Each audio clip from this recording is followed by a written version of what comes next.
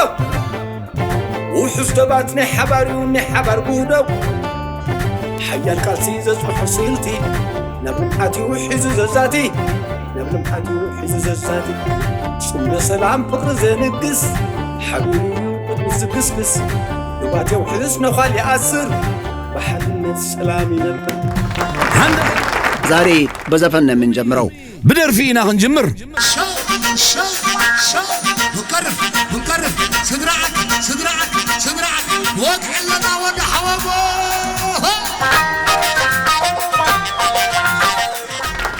እንካችሁ እስኪ ትውስታችሁን አድርሱ የአገሬ ልጆች ትንሽ ወደ ኋላ መለስ እንላለን ወደ 1991 ዓመተ ምህረት سمعتنا حجي لك أسعى الشعاتي إسران حموشتن قنبوت شنجعت ميتن تسعن حدنيو جيقنا هزبوي سراويت حارنت إرترا نناي درق كالأي أبينتاوي سراويت دمسيسوو أسمرا رئيس كتما إرترا حراوتيا دحرميت عمت مقزاتي دحري 30 عمت مرير برتاوي تقادلو أسمرا حراز وطت تمالي مشاتيو بزي كاتا أبزحات رؤوان ناس نتان قوانات فعسب دما كلن أبتحت تسألعيزة أنحاك كالوط كتماتات إرترا حرا وزيان اللوا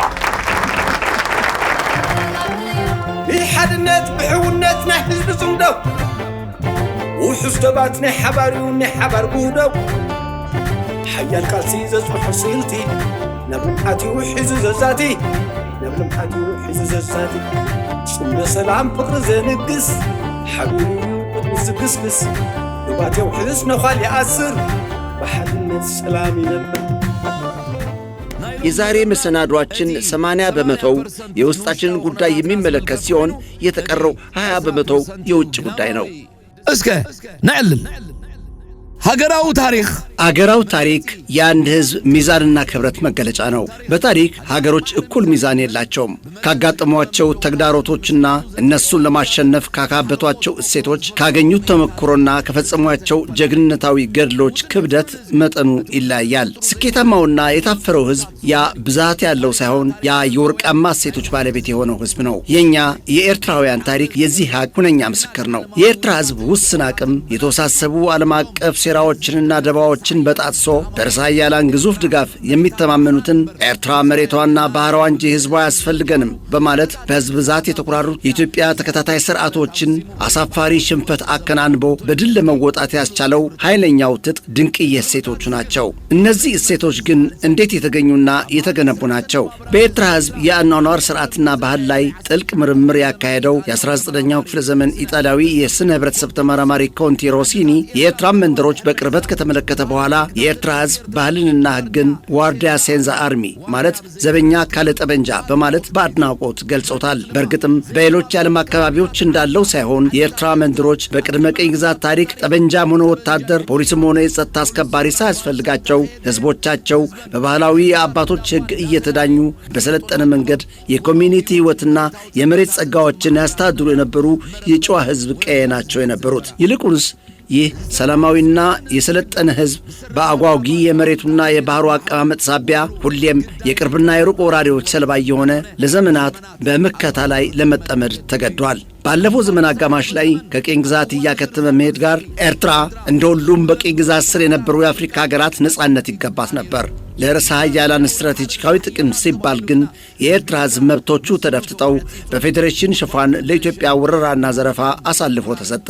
በዛን ጊዜ አባታችን ሼህ ኢብራሂም ሱልጣን ከተባበሩት መንግስታት ድርጅት ጠቅላላ ምክር ቤት ፊት ቀርበው የኤርትራ ህዝብ የነጻነት መብት ካልተከበረ በአፍሪካው ቀንድ ሰላም አይኖርም፣ ሰላም አይገኝም በማለት የዓለም ማህበረሰብን አስጠንቅቀው ነበር። ሆኖም ዓለም የኤርትራ ህዝብን አቅም በማንኳሰስ ያን ቃል ትኩረት አልሰጠችውም። ከዚህ ግልጽ አድሮ በኋላ የዚህ ሰላማዊና ስልጡን ህዝብ ማህፀን ይህን ግልጽና አይን ያወጣ በደል የሚቃወም ታጋይ የሚባል በአካባቢያችን የጽናትና የትግል ሞዴል የሆነ ወደር የማይገኝለት ልዩ ፍጥረት ወለደ።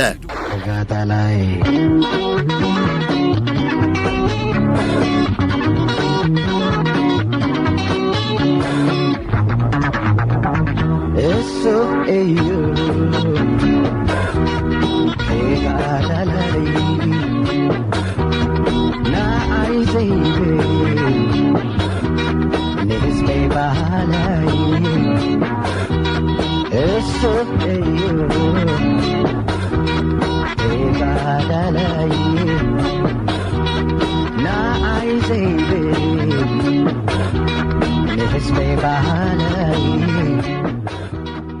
በሐመድ ኢድሪስ ዓዋቴ የሚመሩ ቀደምት ታጋዮች ዓለም የኤርትራን ሕዝብ አቃላ እንዳየችው እነሱም ዓለምን በእጅጉ አቃለው ተመለከቷት። ከርዕሰ ኃያላን ውሳኔ ጋር ለመፋለምም ተነሱ። ያንን የርዕሰ ኃያላንና የሸሪኮቿ ግዙፍ ወታደራዊ ፖለቲካዊና ኢኮኖሚያዊ ድጋፍ የነበረው የምዕራባውያን ምስለኔ የኃይለ ሥላሴን ሥርዓትን በትግል ሊፋለሙት ተነሳሱ። የሐሳብ ራስን በራስ እንደ ማጥፋት የመሰላቸው በርካታ ነበሩ። እነዚያ የትግል ያነሳሱት ጥቂት ታጋዮች እንደ እውነቱ ከሆነ ትጥቅ የሚባል አልነበራቸውም። 10 ኋላ ቀር ጠመንጃዎች ይዘው ነው የተደፈጠጠውን የኤርትራ ሕዝብ መብት በክንዳቸው ለማስመለስ ትግል የጀመሩት። አንድ እምነት ግን ነበራቸው። ሰው ከማንኛውም ብረታ ብረትና ከቴክኖሎጂ በላይ የጠነከረ መሆኑን ያውቁ ነበር። በዚህም ጠመንጃ የለንም፣ ሊያግዘን የሚችል አካል የለም ብለው አልተጨነቁም። ጠላትን በብረቱ በጥይቱ የሚል ወኔ ሰንቀው የሚያስፈልጋቸውን ትጥቅ ከጠላት እየማረኩ ቀስ በቀስ ኃይላቸውን አጠናክረው የማይቻል ይመስል የነበረውን ኃይል እንደሚያሸንፉ ቅንጣት ጥርጣሬ አልነበራቸውም። የተማመኑበት የቴክኖሎጂ አቅርቦት ይቅርና የዕለት ጉርስም አልነበራቸውም። ይልቁንስ ሕዝባቸው ጠንካራ ጉልበት እንደሚሆናቸው አላጡትም። ሐመድ ኢድሪስ ዓዋቴ ለትግል ሲነሳ ይህችው ዛሬ እየለኮስኳት ያለችው እሳት ነገ ብዙዎች መጥተው ያቀጣጥለዋታል ብሎ ነበር። በእርግጥም የኤርትራ ማኅፀን የእነዚህ ቀደምት ቆራጥ ታጋዮችን ፈር የሚከተሉ እልፍ አላፍ ጀግኖች ማፍራቱን ቀጠለ። አርሶ አደሩ ሞፈር ቀንበሩን አሽቀንጥሮ በመጣል ተማሪው ደብተሩን አስቀምጦ መምህርም ሆነ ሐኪም ሥራውን እርግፍ አድርጎ በመተው ነጋዴ ድርጅቱን ዘግቶ ሠራተኛ መሥሪያ ቤቱን ጥሎ ባለትዳር ልጆቹን በመተው ሙሽራና ሙሽሪት ከጫጉላቸው ብድግ ብለው ወደ አብዮቱ ተቀላቀሉ። መች ከአገር ውስጥ ብቻ ሆነና ለትምህርት ወደ ውጭ አገራት የሄዱም ከፊል ትምህርታቸውን ጨርሰው ሌሎች ትምህርታቸውን አቋርጠው ከታላላቅ የዓለማችን ከተሞች የአገራቸው ጣሻና በረሃ እየሳባቸው ወደ ትግል ሜዳ ጎረፉ። ያለፉት ቀደምት ታጋዮች እሴቶችም ወደ እነዚሁ እልፍ አላፍ ወጣት ታጋዮች ተሸጋገሩ። ኤርትራዊ ታጋይ ከዚች ዓለም ምቾትና ድሎት ይልቅ ደሞዝ የማይከፈልበት ከጋራ በቀር የግል ተከታይ የማትጠብቅ ሁለንተናዋ ለአገርና ሕዝብ የምትሰዋ ሕይወትን መረጠ። ፈታኙን ሕይወት መምረጥ ብቻ ሳይሆን ስለ አገርና ሕዝብ ሲል ከመጠን በላይ አፈቀረው። በዚህም በንቃተ ሕሊና ደረጃ ከተራ ሰው ጎላ ብሎ ወጣ። ከግለኝነት ይልቅ አገራዊ ክብር የሚያሳስበው አገሬን ምን ላደርግላት እንጂ ምን አደረገችልኝ የማይል መስዋዕትነትን እንደ ሰርግ፣ አካል ጉዳተኝነትን እንደ ጌጥ የሚኮራበት የሕዝብና አገር መመኪያ የሆነ ክቡር ፍጥረት ሆነ። ዕውቁ ኢትዮጵያዊ ደራሲ በዓሉ ግርማ ኦሮማይ በተሰኘው መጽሐፉ 6ኛ ወረራ ማለት በቀይ ኮከብ ዘመቻ ወቅት ከናሮ ሜዳማ አካባቢ በመሆን የናቅፋን ተራሮች አሻቅበው በተመለከታቸው ጊዜ እንዲህ በማለት ገለጻቸው። ጫፎቻቸው በጉም የተሸፈኑ ረዣዥም የሳህል ተራሮች ዓለምን በንቀት የሚገረምሙ ትዕቢተኛና ባህታውያን ሰዎች ነው የሚመስሉት በማለት በታጋይ ተምሳል በአይነ ህሊናው ገለጻቸው። በእርግጥ ደግሞ ታጋዩ እንደዚያ ነው የነበረው። አሉ የተባሉት ዓለማችን ያፈራቻቸው ዘመናዊ የጦር መሳሪያዎች፣ መድፎች፣ ታንኮች፣ ሮኬት አስወንጫፊዎች፣ ሚሳይሎችና የጦር አውሮፕላኖች ደንታ የማይሰጡት ነበር። በአንድ ወቅት ደርግ በተጨናነቀ ጊዜ ቅመማዊ ጋዝ ለመጠቀም መወሰኑ ታወቀ። ታጋዩ ይህ መረጃ በተነገረው ጊዜ ያን ያህል ግምት አልሰጠውም። በዛን ጊዜ አንድ ታጋይ የተናገረው ሁሌም የሚዘከር ጥቅስ አለ። ከእኛ ውስጥ ወደ ወላጅ እናቱ እመለሳለሁ ብሎ ያሰበ ሰው የለም። ስለ ሕዝብና አገር ለመሰዋት የተዘጋጀነን። ዶሮን ቢያርዷት ሞተች፣ ቢነጯትም ሞተች ነው። መሰዋት ያው መሰዋት ነው። እኛ ድላችን የግድ መሆኑን ብቻ ነው የምናውቀው በማለት ተናገረ። ኤርትራዊ ታጋይ እንዲህ ነው። ዓለም ደረስኩበት የምትለው ቴክኖሎጂን፣ የጦርነት ጥበብንና የገንዘብ ኃይልን ወኔውንና ህሊናውን የሚያሸንፍ እንዳልሆነ አሳምሮ የሚያውቅ ድሉ የግድ መሆኑን የሚያምን የወደር የለሽ ጽናትና ወኔ ባለቤት ነው የነበረው። ይህን ወደር የለሽ የታጋይ ቁርጠኝነትን የተመለከተው በአገር ውስጥና በውጭ አገራት የሚኖረው የኤርትራ ህዝብ ደግሞ በከፍተኛ ኩራትና ወኔ የታጋዩን ጉልበት ለማጠናከር ሁሉም እንደያቅሙ ተረባርበዋልም ተሰውቷልም። በአንድ ወቅት ታጋይ ኢሳያስ አፈወርቂ የሰራዊታችሁ ብዛት ምን ያህል ነው የሚል ጥያቄ በቀረበላቸው ጊዜ 3 ሚሊዮን በማለት መልሰዋል። በእርግጥም ታጋይ በአገሩና ሕዝቡ ፍቅር የነደደ ስለነበረ በዚያው እኩል በሕዝቡ መፈቀሩ የግድ ነበር። መላው የኤርትራ ሕዝብ መንፈሱ ከታጋዩ ጋር ነው ለማለት ነው። የታጋይ ሰፈር እንግዳውስ ሁሌም ትናንትም ሆነ ዛሬ የሕዝቡ ልብ ነው። ታጋይ ተናጋሪ፣ ፎካሪና ጫው አልነበረም። ታጋይ ከኛ በቀር እኔ የሚል ቃል አያውቅም። መርሁ እኔ ልሰዋ አንተ ቆይ ነው።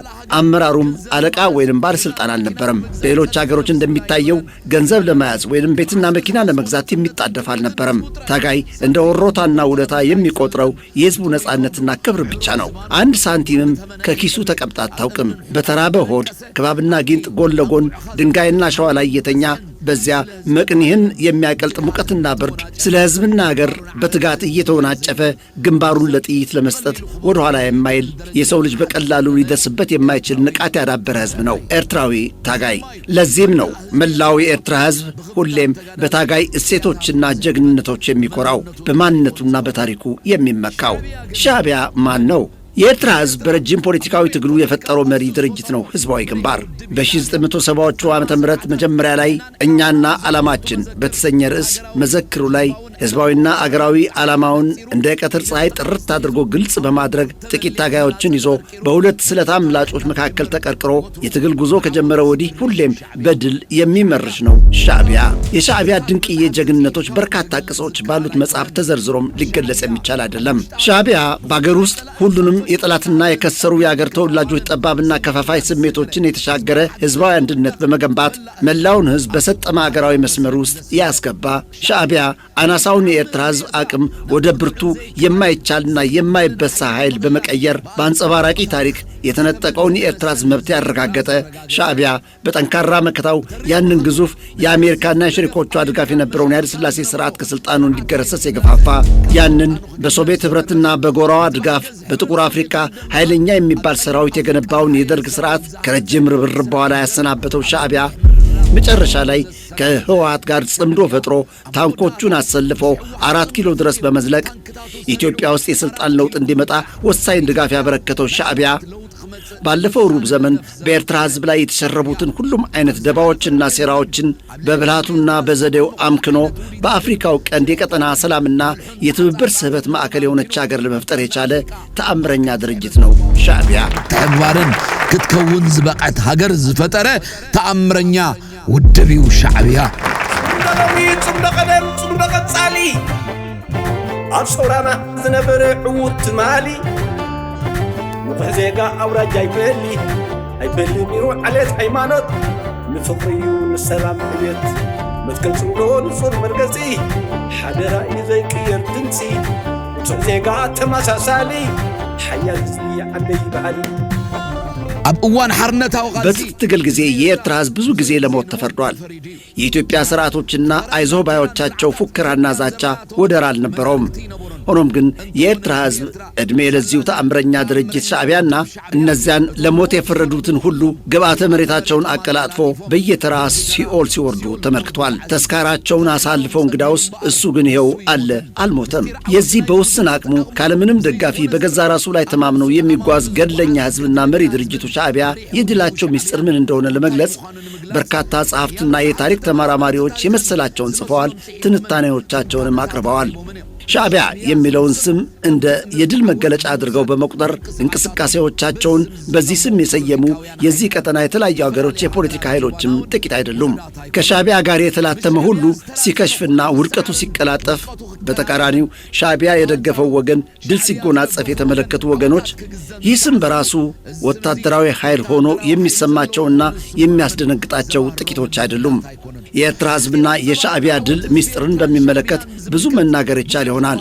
ባጭሩ ግን የዚሁ ምስጢር በማንኛውም ኃይል የማይበሳው ፍንክች የማይል ሕዝባዊ ዓላማ ነው። ሻዕቢያ በሕዝብ የተፈጠረ የሕዝብ ድርጅት ነው። ሕዝብ ስለማይሸነፍ ደግሞ ሁሉም ሸሮችና ሴራዎች ሟች፣ ድል ለሰፊው ሕዝብ ደግሞ ነዋሪ ሆኖ ሲቀጥል ዓለም እየታዘበች ነው። ታጋይ ንግግርና ፉከራ አይመለከቱትም ብለን ነበር። ልዩ ጀብዶዎቹን ራሱ አይናገርም። እኛ ተረካቢ ትውልዶች ግን ታሪኩን እነግርለታለን፣ እንኮራበታለንም። ምክንያቱም የሰሪው ሳይሆን የወራሹ ነውና። በዚህም ስለ ተጋይና ገድሎቹ እሴቶች ለመናገርና ለመጻፍ ብዕራችን የሚታክት አይደለም። ስለ ኤርትራ ሕዝብና ስለ መሪ ድርጅቱ ሻዕቢያ ከትግል ለነጻነት ጊዜ ጀምሮ አወቅን ባዮች፣ አፈጮሌዎች፣ ጥራዝ ነጠቅ መአምራን፣ ተለማማች ፖለቲከኞች፣ ብስለት የጎደላቸው ተንታኞች፣ ቅጥረኛ የውጭ ሰዎች፣ መገልገያ ጆሮ ጠቢዎች ወዘተረፈ ከንፈሮቻቸው አረፋ እስኪደፍቁ ጉሮሯቸው እስኪሰነጠቅ የብዕሮቻቸው ቀለም እስኪንጠፈጠፍ ጽፈውና ደስኩረው ፋይዳ ቢስ ሆነው ቀሩ። እየዘለፉና እያጠለሹ የተቻላቸውን ያህል ሞክረው ደስኩረዋል፣ ተሳድበዋል፣ ጽፈዋልም።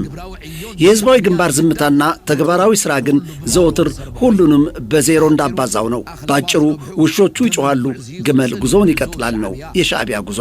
እስኪ ለማስታወሻ ቢሆን ጥቂቶቹን እናንሳ።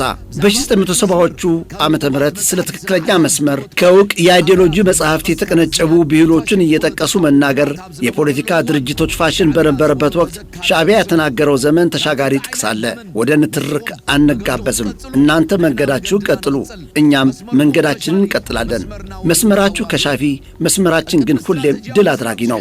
ከ1978 ዓ.ም ስትራቴጂያዊ ማፈግፈግ በፊት የኤርትራን ጉዳይ በሰላም ለመፍታት በሚል ጥሪ በበርሊን ምስራቅ ጀርመን በሕዝባዊ ግንባርና የደርግ ሥርዓት ወኪሎች መካከል ግንኙነቶች ይካሄዱ ነበር። በተግባር ግን ዓላማው ለሰላም አልነበረም። ሶቪየት ኅብረትና ሸሪኮቿ የደርግ ሥርዓትን እስከ አፍንጫቸው ስላስታጠቁት ያልናችሁን ተቀበሉ፣ ካልሆነ ግን ዕጣ ፈንታችሁ መደምሰስ ነው አይነት ዛቻ ነው የነበረው። የሸምጋዮችን አዝማሚያ የተመለከቱ የሕዝባዊ ግንባር ተወካዮች ያኔ የሰጡት መልስ እንሆ፣ እናዳምጠው እስኪ። ዓላማችሁ እኛን ለማስፈራራት ከሆነ የምትተማመኑበትን የጦር መሳሪያና ሰራዊት ይዛችሁ መሬት ላይ እዚያው በኤርትራ በረሃ ያገናኘን የሚል ነው የነበረው። በ1978-79 ዓ.ም የደርግ ሥርዓት ተንደርዳሪ ወራሪዎችን እያከታተለ ታጋዮችን አጠፋኋቸው፣ ደመሰስኳቸው ይል በነበረበትና ዓለምም ከእንግዲህ የኤርትራ አብዮት አብቅቶለታል ብላ ባመነችበት ወቅት የሻዕቢያ ቃል የሚረሳ አይደለም። በወታደራዊ ፍልሚያ መግፋትና መገፋት ያለና የነበረ ነው። ከአጭር የርብርብ ጊዜ በኋላ ግን ሁኔታው ወደ ኤርትራ አብዮት ጥቅም እንደሚቀየር አያጠራጥርም የሚል ነው የነበረው። በ1980ዎቹ አጋማሽ ላይ በኢትዮጵያ ፖለቲካዊ እንቅስቃሴዎች ውስጥ የጨቅላ ንትርኮች ተጋግለው በነበሩበት ጊዜ ሕዝባዊ ግንባር ከረጅም ዝምታ በኋላ የሰጠው አጭር መልስ እስከ ዛሬ ድረስ የሚዘከር ነው።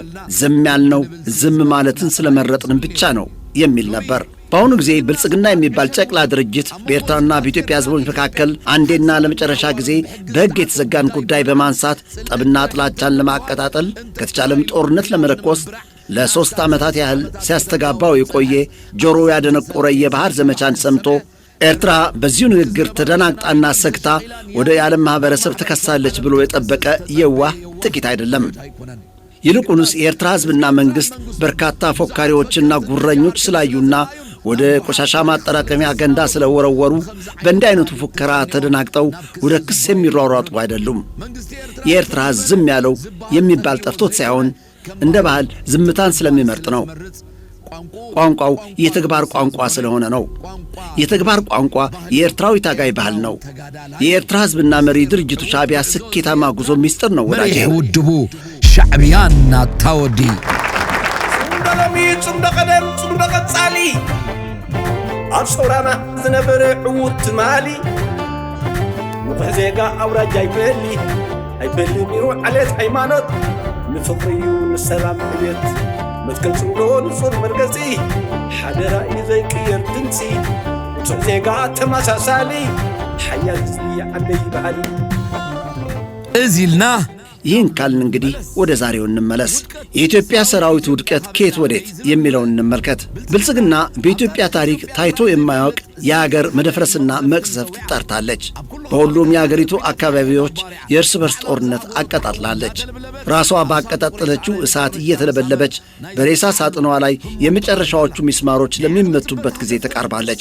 የጭንቀት ቅብጀራ ክሶች ደግሞ በዚያው መጠን ድግግሞሹ ጨምሮ ዕለታዊ ሆኗል ሊባል ይችላል። ይህ ወደ ተባበሩት መንግስታት ድርጅት ዋና ጸሐፊ አንቶኒዮ ጉተሬስ ለሁለተኛ ጊዜ የተጻፈ ክስ የጭንቀቱ እርገት መታያ ነው። ምክንያቱም አብይ ሀገሪቱን በአቦ ሰጥ እየመራት እንደሚገኝ የሚያሳይ ነው። አብነን ለመጥቀስ ባለፉት ጊዜያት ፕሬዝደንት ኢሳያስ አንተ ነህ የምትመራን በማለት ማኖ ካስነካው በኋላ ጨቅላ ኮዬ ወዲያውኑ ወደ ተባበሩት መንግስታት ድርጅት በጻፈው ደብዳቤ በፓርላማ የተናገረውንም እናስታውስ። ኤርትራ ሰላማዊት አገር ናት፣ ለሰላም ከማንም በላይ እንደምትሰራበት ደግሞ መላ ዓለም አውቋል ብሎ ነበር። ሐቅን ምዝራብ መንግስት ኤርትራ ናይ ሰላም ኃይል ምዃኑ ኢትዮጵያ ጥራሕ ዘይኮነት ዓለም ፈሊጡ እዩ ዘሎ። ኣብ ዝኾነ ዓለም ተኸይድካ መንግስቲ ኤርትራ ንሰላም ይሰርሕ ንልማት ይሰርሕ ዝብል እምነት እዩ ዘሎ። ዛሬ እንደ ሰፌድ ግልብጥ ብሎ ለአንቶኒዮ ጉተሬስ ኤርትራ ጦርነት ጫሪ ናት የሚል ደብዳቤ መጻፉ የተባበሩት መንግስታት ድርጅት የማመዛዘን ብቃት የሌለው ተቋም ሆኖ እየተሰማው መሆኑንና እሱ ደግሞ የመምራትና የተባለውን ያለማጤን ክፍተት እንዳለበት የሚያሳይ ነው። በዚያ ማለት በዚህ ኤርትራን በመክሰስ ከአይቀሬ ዕጣ ፈንታ መገላገል የሚቻል አይደለም። የብልጽግና ቡድን ረጅም ባልሆነ ጊዜ ውስጥ ራሱን በራሱ በልቶም ሆነ በፋኖ ተበልቶ እንደ ፖለቲካዊ ኃይል ታሪኩ ያከትማል። ከብልጽግና ውድቀቶች ታላላቅ መታያዎች አንዱ የአገራዊ ሰራዊት መፈረካከስ ነው።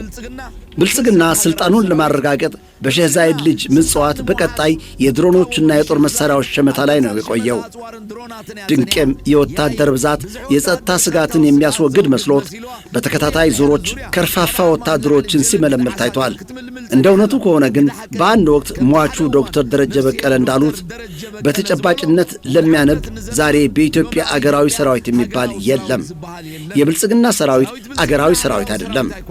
የኢትዮጵያ ሕዝብ እንደ ሰራዊቱ በመቁጠር አይመካበትም። ይልቁንስ የገዛ ሕዝቡን በድሮኖችና በመድፎች የሚጨፈጭፍ ጸረ ሕዝብ ሰራዊት በመሆኑ የኢትዮጵያ ሕዝብ እንደ ጠላቱ ነው የሚመለከተው። የብልጽግና ወታደር ፍጹም አገራዊነት የሌለው፣ በገዛ መንግስቱ የማይተማመን፣ እርስ በርሱ በዘረኛ ስሜት የተከፋፈለ፣ ሞራሉ መሬት የወደቀ፣ የጦር መሳሪያ ሙያም ሆነ የጦርነት ተሞክሮ የሌለው፣ ምርኮኞች በነበሩ ብቃት በሌላቸው አዛዦች የሚመራ፣ ራሱም ሰራዊቱን በገፍ የሚያስማርክ የወደቀ ተቋም ነው። ባለፈው ቪዲዮዬ ከቲዲኤፍ ሰራዊት አፈሳ ሸሽቶ ጥገኝነት የጠየቀና ካዞ መንጋጋ የገላገልነው ጅላንፎ ሰራዊት በማለት አንድ ቪዲዮ አሳይቻችሁ ነበር። እነዚህ የእኛ ሾረፋ ለቃሚዎች ደግሞ ኤዲት የተደረገ ነው ብለው ነበር። እስኪ ደግሞ እነሱ ቀጣፊዎች መሆናቸውን የሚያጋልጥና ለእናንተ ደግሞ ለእይታ ለውጥ ቢሆናችሁ የአበባው ታደሰ ሰራዊትን ከቲዲኤፍ መንጋጋ ስንገላግለው እዚያ የነበርኩትን የሚያሳይ ሌላ ቪዲዮ ልጋብዛችሁ። ከመንጋጋ ቲዲኤፍ እንዳገላገልናዮ ዝነበሩ ኩሉ ስእሊ ጋብዘኩም።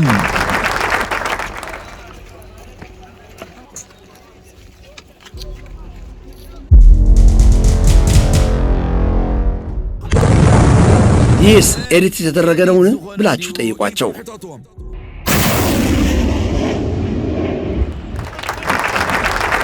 ይህስ ኤዲት የተደረገ ነውን ብላችሁ ጠይቋቸው።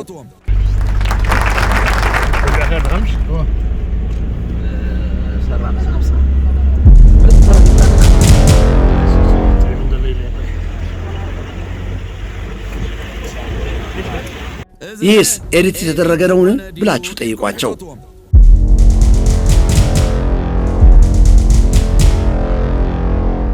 ባይዘወይ ይላል ተከስቲኖ። በእንዲህ አይነቱ አጋጣሚ ባይዘወይ ደግሞ ልንገራችሁ። በቀደም ፋኖ የፈጀው የአበባው ታደሰ ሰራዊት ይህ እኛ ገላግለ ነው የነበረ በማደለቢያ የቆየ ከርፋፋ የአበባው ታደሰ ሰራዊት ነው።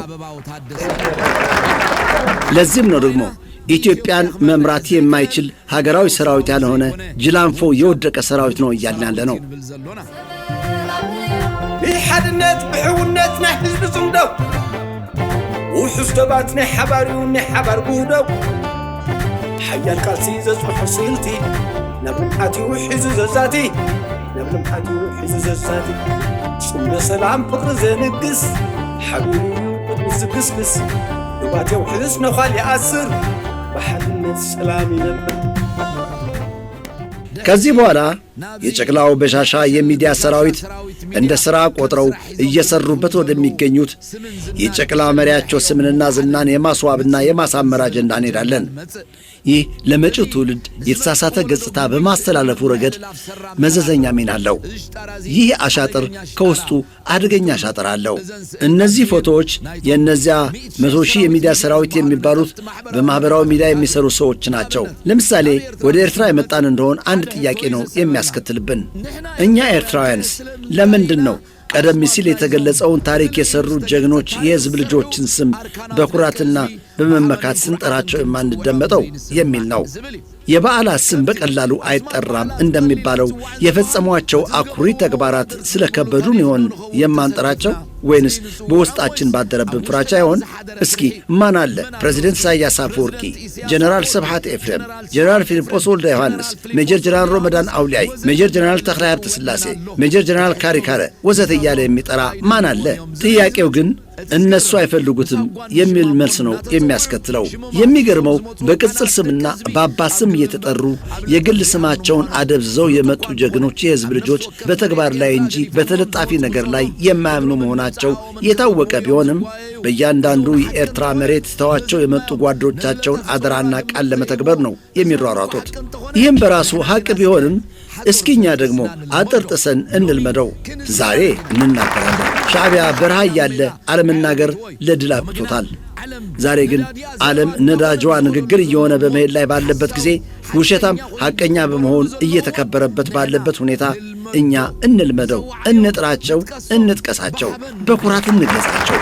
ዛሬ ጊዜው ነውና የጀግኖቻችን ፎቶ እንዳንሰቅል የነ አሊ አብዱ ስውር ስፍ ራሱን የቻለ አጀንዳ እንደነበረውስ ታውቃላችሁን? ስለ ፕሬዝደንት ኢሳያስ እንዳትጽፍ አይወድም። የፕሬዝደንቱ ፎቶ በጽሕፈት ቤቶች እንዳሰቅሉ አይወድም እየተባለ ኤርትራዊ የሚኮራበት የመሪዎቹን ታሪክ በድፍረት እንዳይናገርና እንዳይሰንደው ተሰርቶበታል። ይህ ደግሞ በዓላማ በአብዮቱና በጀግንነቱ እየኮራ የሚያድግ ትውልድ እንዳይፈጠር ከአመራሩ ጋር የተራረቀ ትውልድ ለማፍራት በዋናነት ደግሞ ከትግልና ማንነቱ ልብና መንፈስ እንዲሁም ከአእምሮ እንዲፋቅ ተሰርቶበታል። ተሳክቶላቸዋልን ከተባለ አሁን በከፊል። አንዱ ምን ይለኛል መሰላችሁ? ስማኝማ አወል የፕሬዝደንትን ፎቶ አሳድጌ ልሰቅለው ስለፈለግኩ ይፈቀዳልን ይለኛል። እኔም ክልክል ነው እንዴ ስልጠየቅኩት እንጃ ሲል መለሰልኝ። እናንት ሰዎች አገራችን የአርበኞች አገር ናት። የፈለግከውን ጀግና ስም አሳትም፣ ማሊያም አድርገው፣ ስቲከር አድርገው፣ ጀግኖችህ ናቸው። እዚህ ላይ በማስተዋል የሚሰሩት ዲያስፖራ ናቸው። አገር ውስጥ ግን ጥቂት የስጋት ተጽዕኖ አይታጣም። ሕፃን እያያቸው የሚያርግ ፎቶዎች መኖር አስፈላጊ ነው። እሱም ጦርነት ነውና የኢብራሂም ሱልጣን፣ የወልዳ ወልደ ማርያም፣ የአብደልቃድር ከቢረና የራስ ተሰማ አስበሮም እንዲሁም የሌሎች ፎቶዎች እኮ እንድናውቃቸው በማለት ጀግኖች አባቶቻችን ያቆይሉን ናቸው። ጠላት ፎቶዎቻችንን በማጥፋት ነው ሲታገልን የኖረውና ያለው። ስለዚህ እኔም ስለ ፕሬዝደንት እጽፋለሁ ጀምሬያለሁም። በሕዝባዊ ግንባር ባህል ስለ ግለሰቦች አስተዋጽኦ መናገር የተለመደ አይደለም። ሆኖም ታሪክ የግለሰቦችን ውሎንም ጭምር የሚያጠቃልል ስለሆነ ከባህር በጭልፋ የአገሬ ፕሬዝደንት ታጋይ ኢሳያስ አፈወርቂ ልዩ ሁኔታን መነካካት ሊያስፈልግ ነው። ፕሬዝደንት ኢሳያስ የአገር መሪ ብቻ አይደሉም። የአፍሪካ ሉዓላዊነት አርማና የግልጽ ራዕይ ስትራቴጂስት ናቸው። ባጭሩ ዓለም ካየቻቸው ቪዥነርስ ከሚባሉት መሪዎች ውስጥ በግንባር ቀደም ከሚፈረጁት ውስጥ አንዱ ናቸው። ኤርትራውያን ደረታችንን ነፍተን ለመሄድ ካበቁን ቆራጥ ልጆቿ ውስጥ አንዱ የሆኑት ፕሬዝደንት ኢሳያስ አፈወርቂ በጠንካራና አርቆ ተመልካች የሆነ አቋማቸው ነው የሚታወቁት። ስለ ሀገር፣ ስለ ሕዝብና ስለ መርሆች በአገር መሪዎች የሚነገሩ ማራኪና መሳጭ ቃላት ማለቂያ ያላቸውም። ተግባር ላይ ግን ማን ነው የሚሰራበት ከተባለ መልሱ የታወቀ ነው። ሌሎች ስለ በራስ ላይ ምርኮሳ ሲናገሩ የአገሬ ፕሬዝደንት ግን እየኖሩበት ነው። ሌሎች ከእርዳታ ጀርባ ሲሯሯጡ እሳቸው ግን ያወግዟቸዋል። ሌሎች የግል ፎቆቻቸውን ሲገነቡ እሳቸው ግን እንደ ሕዝባቸው ተራ ኑሮ ይገፋሉ። ይህ ለዩልኝና ስሙልኝ የሚደረግ አስመሳይነት አይደለም፣ መርህ ነው። ፍንክች የማይል መርህ። በዚህ መርህ ነው ደግሞ የኤርትራ መሪ ከአፍሪካ ሐቀኛ ታጋዮች ውስጥ አንዱ በመሆን በመቀጠል ላይ የሚገኙት። ታሪካቸውም ይህንኑ በተጨባጭ የሚያረጋግጥ ነው። ኤርትራ ከ30 ዓመታት ትግልና ሬፈረንደም በኋላ ሉዓላዊነት ያላት ነፃ አገር እንደሆነች በ1993 ዓ.ም ሰኔ ወር መጨረሻ ላይ ወደ የያኔው የአፍሪካ አንድነት ድርጅት በተቀላቀለችበት ወቅት ፕሬዝደንት ኢሳያስ አፈወርቂ በካይሮ በተካሄደው የድርጅቱ ስብሰባ ላይ የተናገሩት ከዚያ በፊት የነበረውንና እስካሁን እየቀጠለ ያለውን መርሃቸውን ግልጽ ያደረገ ነው። ኤርትራ የማንኛውም አገር ጥገኛ አትሆንም። ለእርዳታ ስትል ሉዓላዊነቷን አሳልፋ አትሰጥም።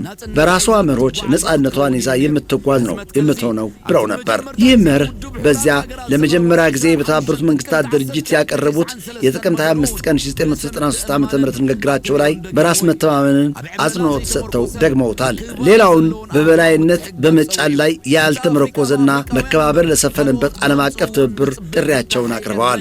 የአፍሪካ መጻኢ ዕድል በአፍሪካውያን እንጂ ሌሎች እንዲያመጡት በምንጠብቀው መፍትሄ አይስተካከልም። ይህ ስትራቴጂያዊ አስተሳሰብ የውጭ ፖሊሲያችን መሠረት በመሆን በመቀጠል ላይ ይገኛል። በራስ ላይ ምርኮዛና ገለልተኛ አካሄድ። የአገሬ ፕሬዝደንት ከሚታወቁባቸው መርሆች አንዱ የኤርትራን ሉዓላዊነት ድርድር ውስጥ የማያስገቡ መሆናቸው ነው። በእርዳታ ስም የሚመጣውና ከሌሎች ስር እንድትወድቅ የሚያደርገውን አካሄድ አጥብቀንና በቆራጥነት አንቀበልም። ለዚህም ነው ደግሞ እንደነ IMF፣ USAID እና ሌሎች መንግስታዊ ያልሆኑ ድርጅቶች በሌሎች አገሮች እንዳሻቸው ሲፈነጩና የሌሎችን ጉዳይ ሲያስተዳድሩ ኤርትራ ውስጥ ግን ቦታ የሌላቸው። እርዳታ ወደ ጥገኝነት የሚያመራና የአገርን ክብር ገደል ውስጥ የሚከት መሆኑን ፕሬዚደንቴ ደጋግመው የገለጹት ነው።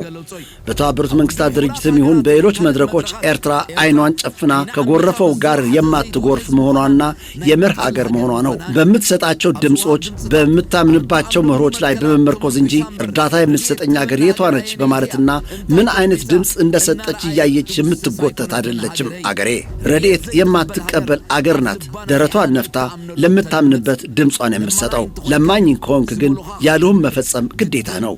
እስኪ የበሻሻን አንዴ እናዳምጠው። ኢትዮጵያ ለማኝ አገር ነች። ለማኝ ደጅ ጠኝ በየንበት አይደለም እንዴ ማለምንበት ቋንቋ አለ። በየባህሩ ወንድሞች ሴቶች እያለቁ በየእስር ቤት እያለቁ ሲዳማ አይለምንም። ሲዳማ ማን ነው? ለማኝ ነው ኢትዮጵያዊ። ስለዚህ ያንን መጻደቅ በየሰፈራችን እኛ ሀብታም ነን፣ እኛ ከብታለን፣ እኛ ወርቃለን አይሰራም። ኢትዮጵያ ደሃና ለማኝ ሀገር ነው። ፔሬድ። ለምሳሌ አንቺ ጥሩ አባት ነው ያለሽ፣ ምግብ አትቸገሪም። ግን አሁን አሜሪካ ኤምባሲ ብትሄጂ ቪዛ አታገኝም።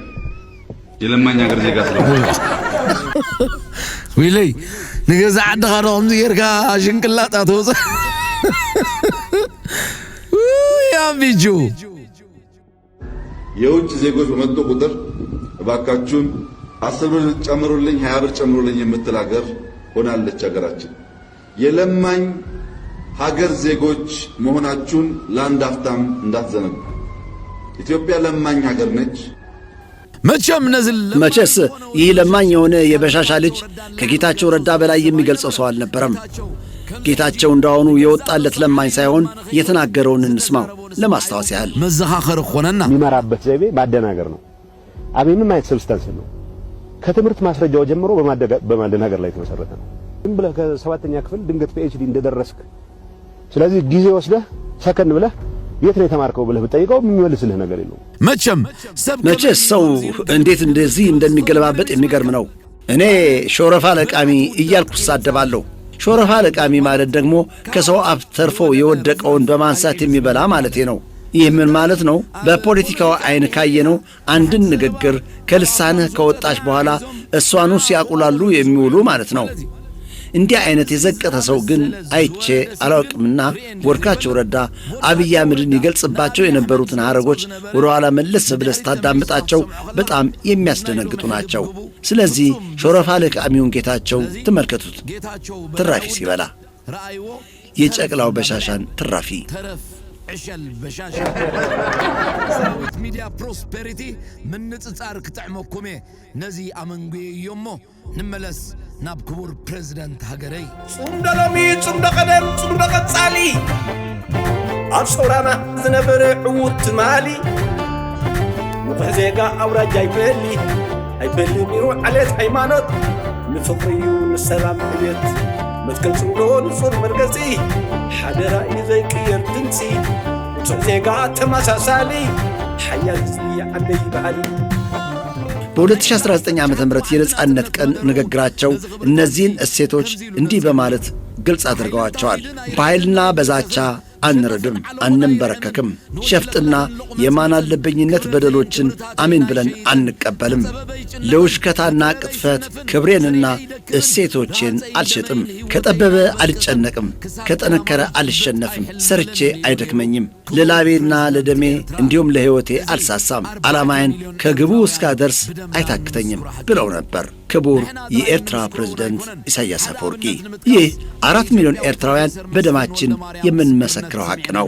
ይህ እኛ ብቻ የምንመሰክረው አይደለም። አንድ አብነት ለመጥቀስ የኢትዮጵያዊ ፕሮፌሰር መስፍን ወልደማርያም ምስክርነትን አዳምጠን እንመለስ። ኢሳያስ በእርዳታችሁም በምናችሁም እንደዚህ አንገዛም፣ አትገዙንም፣ አልፈልግም ብሎ ራሱን ነፃ አድርጎ እሱንም አሁን እኮ እንደዚህ ስቃውን የሚያበሉት ትዕቢት ነው።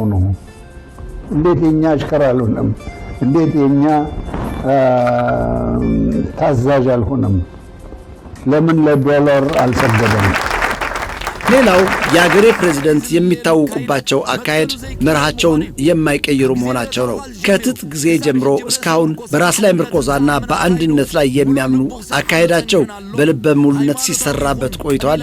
ሃይማኖታዊም ሆነ የጎሳ ልዩነት ለአገር አደጋ በመሆኑ አጥብቀው ይጸየፉታል። ጠለቅ አድርገን ካስተዋልንም ከአጭር በቀር ረጅም እጅጌ አይለብሱም። ዘወትር እጅጌያቸው የተሰበሰበ ነው።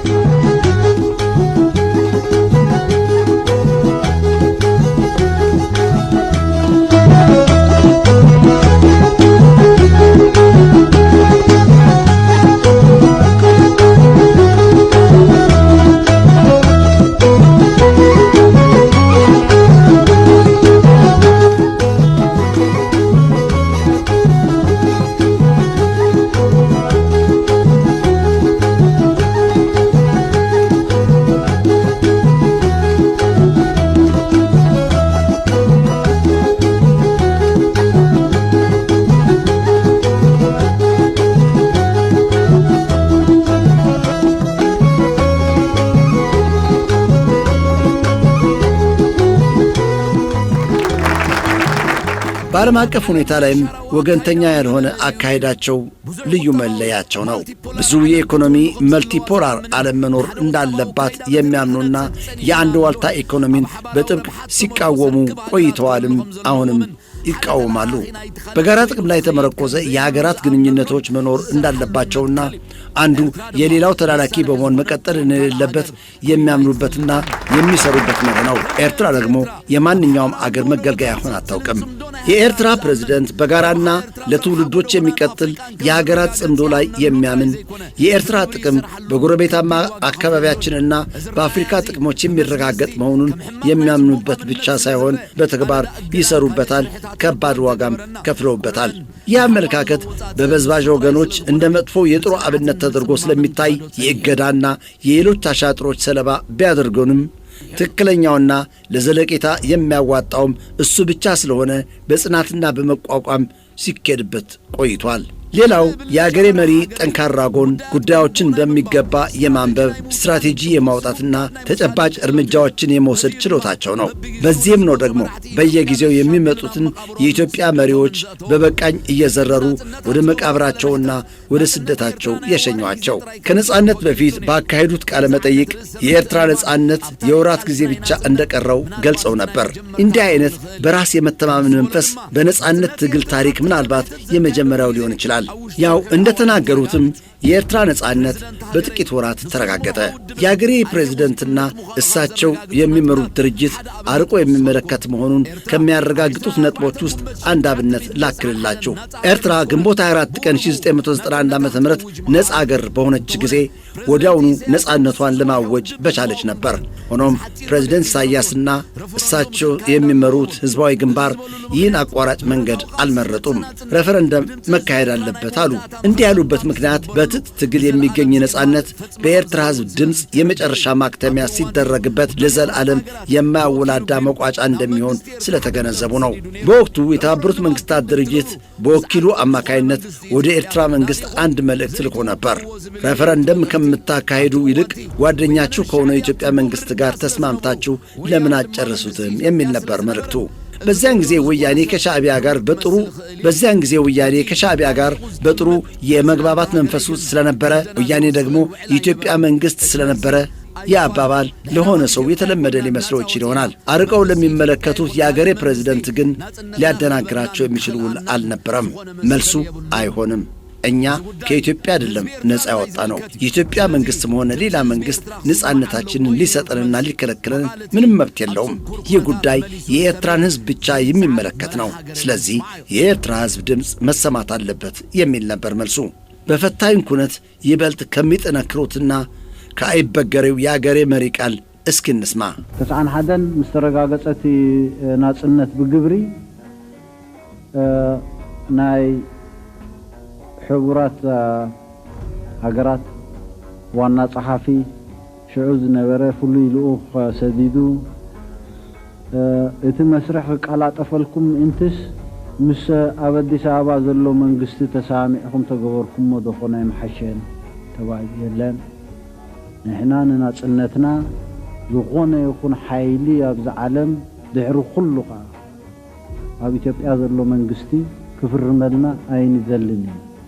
ተሳሚዕና ኸነቃላጥፎ ምስ ኣብ ኣዲስ ኣበባ ዘሎ መንግስቲ ዓርክናን መሓዛናን ስለ ዝኾነ ምስኡ ተሳሚዕና ሕጂ ናጽነት ከነምጽእ ወይ ድማ ነቲ ናይ ናጽነት መስርሕ ኸነቃላጥፎ ኣይንደልን ኢና ኢልና ኣብና ናብ ሽዑ ሰነዳት ሓደ ብሓደ ከም ዘረጋግጽዎ ተዘኪምናዮ ዝነበርና ናይ ፖለቲካ ሓላፍነት ነዚ እዋን እዝን ነዚ ወለዶ እዝን ዘይኮነ ንመጻኢ ወለዶታት እውን ትርጉም ስለ ዘለዎ ናጽነትና ከዓ ደምና ኸፊልና ተቓሊስና ዘምጻናዮ ኣብ ርእሲ ምዃኑ ኣብ ናይ መወዳእታ ሰዓቱ ብፌርማን ብቐለምን ናይ ዝኾነ ይኹን ሓይሊ ዘይኮነ ብናይ ህዝቢ ኤርትራ ድምፂ ክረጋገጽ ኣለዎ። ንሕና ዝትኰብ ናጽነት ኣብ ላንካስተር ሃውስ ዝፍረም ናጽነት ወይ ብኻልእ ዝተፈላለየ መንገዲ ዝወሃበና ናጽነት ኣይንደልና። ብሕጋዊ መንገዲ ዓለም ዝፈልጦ ህዝቢ ኤርትራ ኣብ ብምሉኡ ዘድምጸሉ ናጽነት ኢና ንደሊ ተባሂሉ ናጽነት መጺኡ መንግስቲ ኢትዮጵያ ብቐረባ ይኹን ብርሑቕ ብጽቡቕ ድልየት ይኹን ብዝተፈላለየ መንገዲ ኣብዚ ጉዳይ እዚ ኢድ ነይርዎ ኢሉ ይዛረብ ንኻልእ ፖለቲካዊ ዕላማ እንተዘይኮይኑ ኣብ ታሪክ ዝተመርኮሰ ሓቂ ይብሉ መጠርጠር አይከፋምና ዛሬ እንግዳውስ ጨቅላው በሻሻ እንደ ጉዳይ የኤርትራን ነጻነት አደጋ ውስጥ የሚከት ጥያቄ ካነሳበት ወቅት ላይ ደረስን። የሬፈረንደም ውጤት ደግሞ እንዲህ ነበር።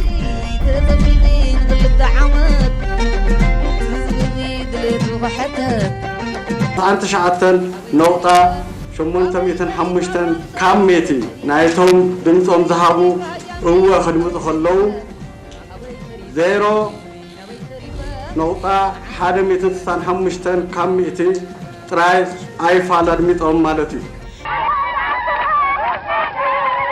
ህዝቢ ኤርትራ ድሕሪ ናይ ፍርቂ ዘመን መሪር ፖለቲካውን ዕድቃውን ቃልሲ ክቡር መስዋዕቲ ከፊሉ ናጽነቱ ምስ ኣረጋገጸ ሕጋውነት ንምምላእ ኣብ ቅድሚ ማሕበረሰብ ዓለም ነፃን ርትዓውን ረፈረንደም ብምክያድ ሃንቀውትኡ ናጽነት ምዃኑ ብሙሉእ ድምፂ ኣረጋገጸ።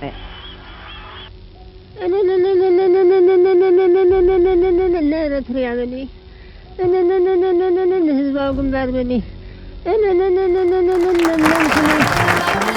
ብሓድነት ብሕውነት ናይ ህዝቢ ጽምደው ውሑስ ደባት ናይ ሓባሪው ናይ ሓባር ጉህደው ሓያል ቃልሲ ዘጽሑ ስልቲ ነብልምሓትዩ ሒዙ ዘዛቲ ነብልምሓትዩ ሒዙ ዘዛቲ ጽምደ ሰላም ፍቕሪ ዘንግስ ሓቢሩ ቅድሚ ዝግስግስ ደባት የውሕስ ነዃል ይኣስር በሓድነት ሰላም ይነብር። በሌላ አጋጣሚ ደግሞ ኤርትራ ከኢትዮጵያ ነጻነቷን እንዳገኘች ተደርጎ ለቀረበላቸው ጥያቄ እኚህ ባለሙሉ በራስ የመተማመን መንፈስ ባለቤት የሆኑት ሰው እንዴት እንደሚመልሱ ተመልከቷቸው።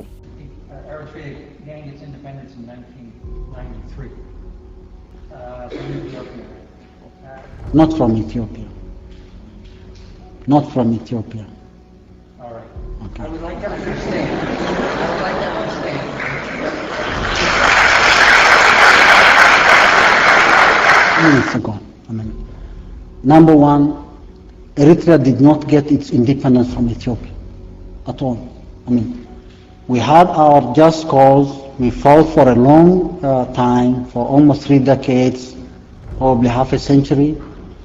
And when 91 came, we said, we're postponing the unilateral declaration of independence to go through a legitimate political process to assure the international community and be assured that we have exercised this right through a referendum.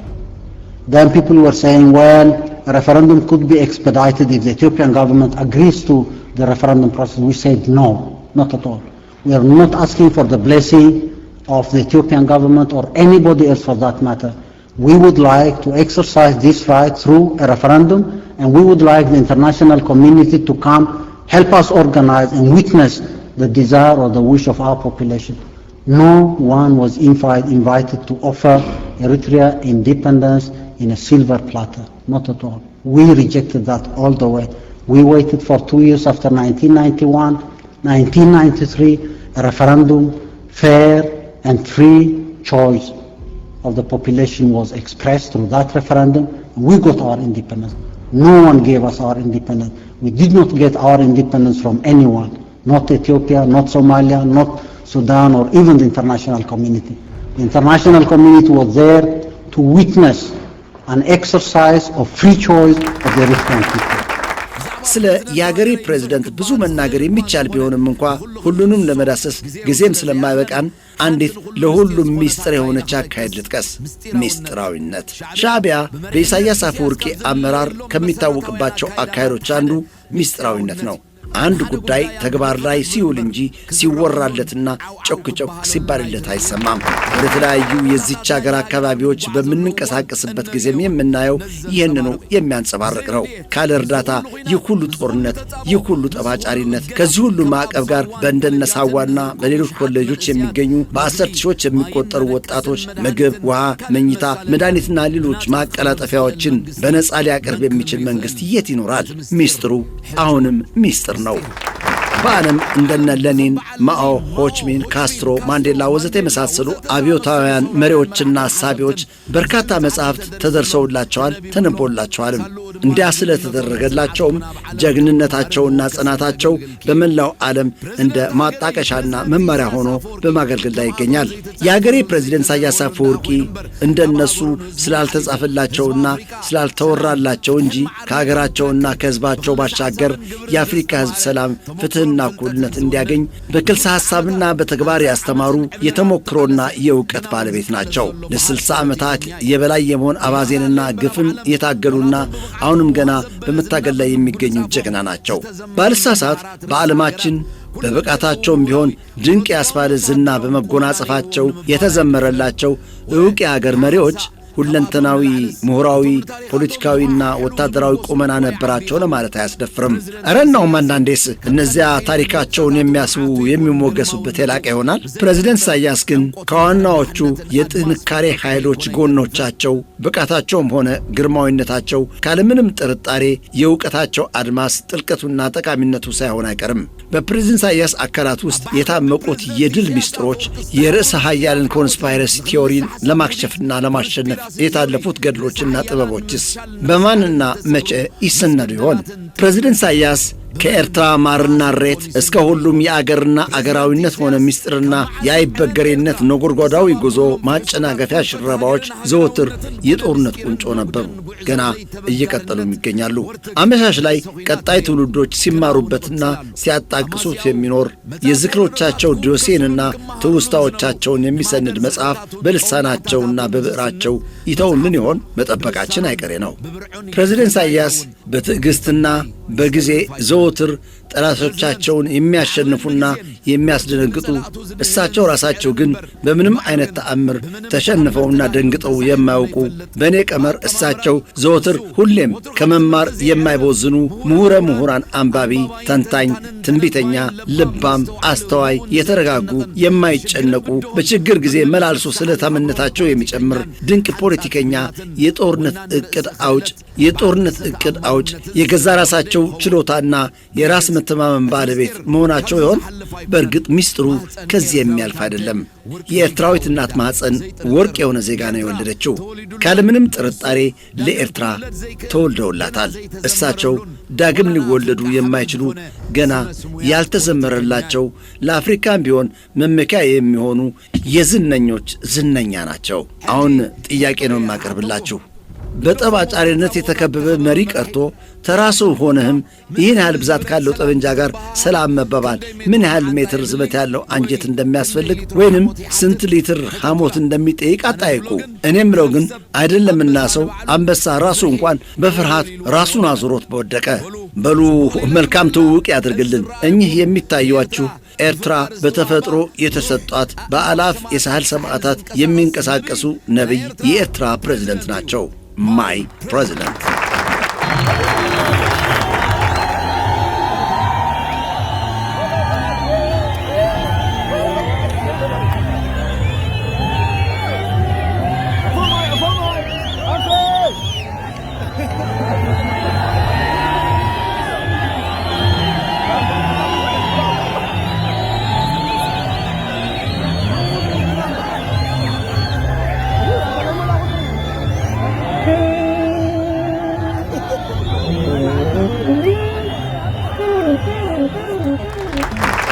የአፎም ልጅ ብሪ እሱ አንበሳ ሰራዊቱ ነብር እየተባለ እነሱና የሕዝብ ልብ የሚያርሱ መዝሙሮቻቸውና በሰፊ ሕዝብ ውዳሴ ነው ታጋዮች ወደ ቀያቸው የገቡት። ከዚህ በኋላ ነው እኩይ ሴራዎች የሚጀምሩት። ይህን በሚመለከት ጥናታዊ ጽሑፍ አለኝ። የሚያስገርምና አግራሞትህን የሚያስጨርስ ሁላችሁም የምታውቁት ግን ደግሞ ልብ ብላችሁት የማታውቁ ቀላል የሚመስለን ካስተዋልነው በኋላ ግን በፍጹም የሚያስገርሙ ሴራዎች ዛሬና በቀጣዩ ቪዲዮ ስናያቸውን ሰነብታለን። ቅጽል ስሞቻችን ሳይቀሩ ፍጹም እንዲፋቁ ለቀጣዩ ትውልድ አሻራ እንዳይቀር ተሰርቶበታል። በአንድ አጋጣሚ ገልጨው የነበረን አብነት ልስጣችሁ። አስታውሱማ በደርግ ዘመን የወታደር ልጆች ምን አይነት ክብር እንደነበራቸው እስኪ እናስታውስ። የያኔ መጠሪያዎቻቸውን ደግሞ እናስታውስ። የፖሊስ ልጅ ሲባል እንዴት እየተኩራራ አቤት ይል ነበር። እናስታውስ። የፍላንሳ ልጅ፣ የዳኛ ልጅ፣ የጠበቃ ልጅ አስታወስናቸው። የትምህርት ቤት ጓደኞቻችን፣ የሰፈራችን ልጆች አስታወስን። ወደ አሁኑ ጊዜ እንምጣ።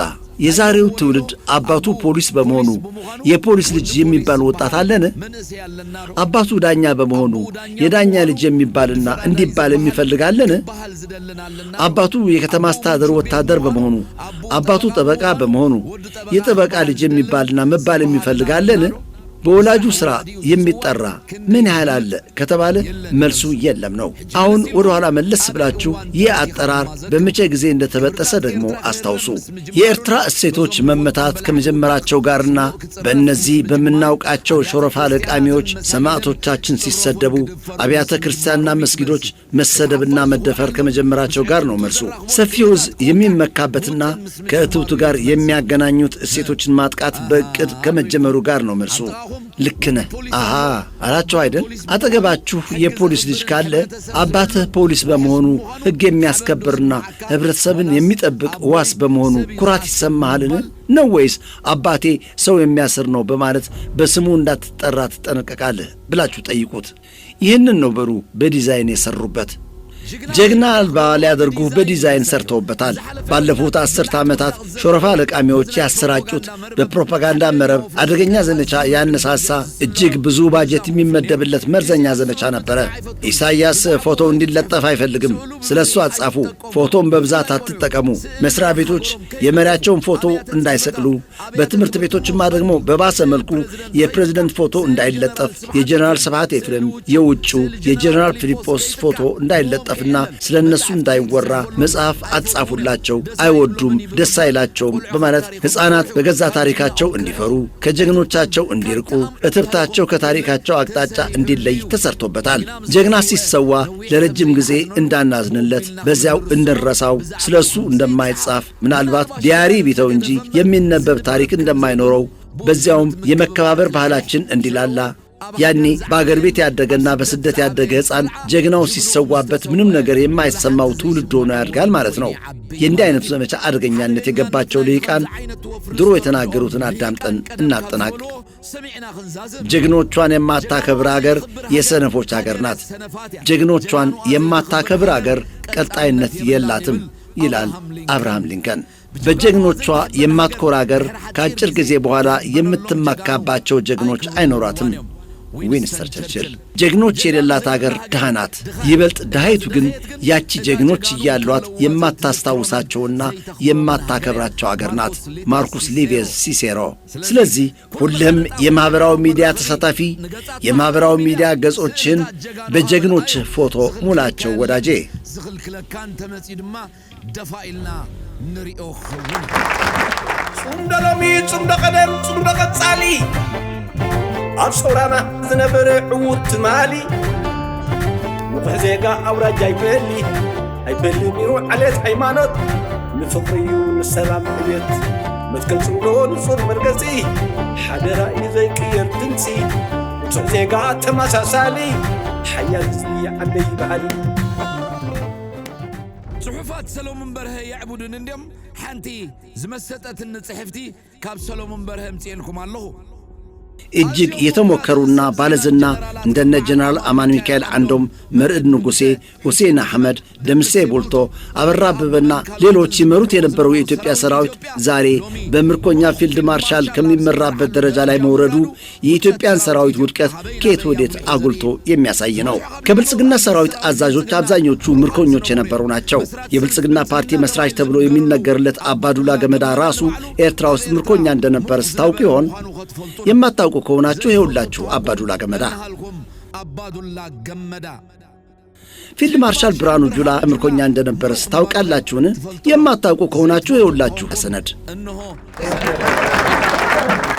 በዓለማችን ምርኮኛ ወታደርን የፊልድ ማርሻል ማዕረግ በመሸለም የሀገራዊ ሰራዊት አዛዥ ያደረገ አንድና ብቸኛ የማያፍር መንግስት ካለ የምርኮኞች ስብስቡ የብልጽግና ፓርቲ ብቻ ነው። በዓለማችን የወታደርነት ዓለም ታሪክ እንደ የብልጽግና ሰራዊት አይነት በመንጋ የሚማረክ ምናልባት ታይቶ ከነበረ እጅግ ጥቂት ብቻ ነው ሊሆን የሚችለው። አይደለምና ወታደር ያን ያህል ብዛት ያላቸውን ከብቶች መንዳት እንኳን በጣም አዳጋች ነው። በዓለማችን የብልጽግና ሰራዊት የደንብ ልብስ የምርኮኛ ነት መለያ ሆኖ ነው የሚገኘው። የኢትዮጵያ ሰራዊት ዩኒፎርም ለምርኮኞች የሚታደል ልብስ እስከ መምሰል ደርሷል። የኢንተርኔት ገጾችን ለፈተሸ ይህን ዩኒፎርም የለበሱ ምርኮኞች ብዛት እጅግ የሚያሳፍር ነው።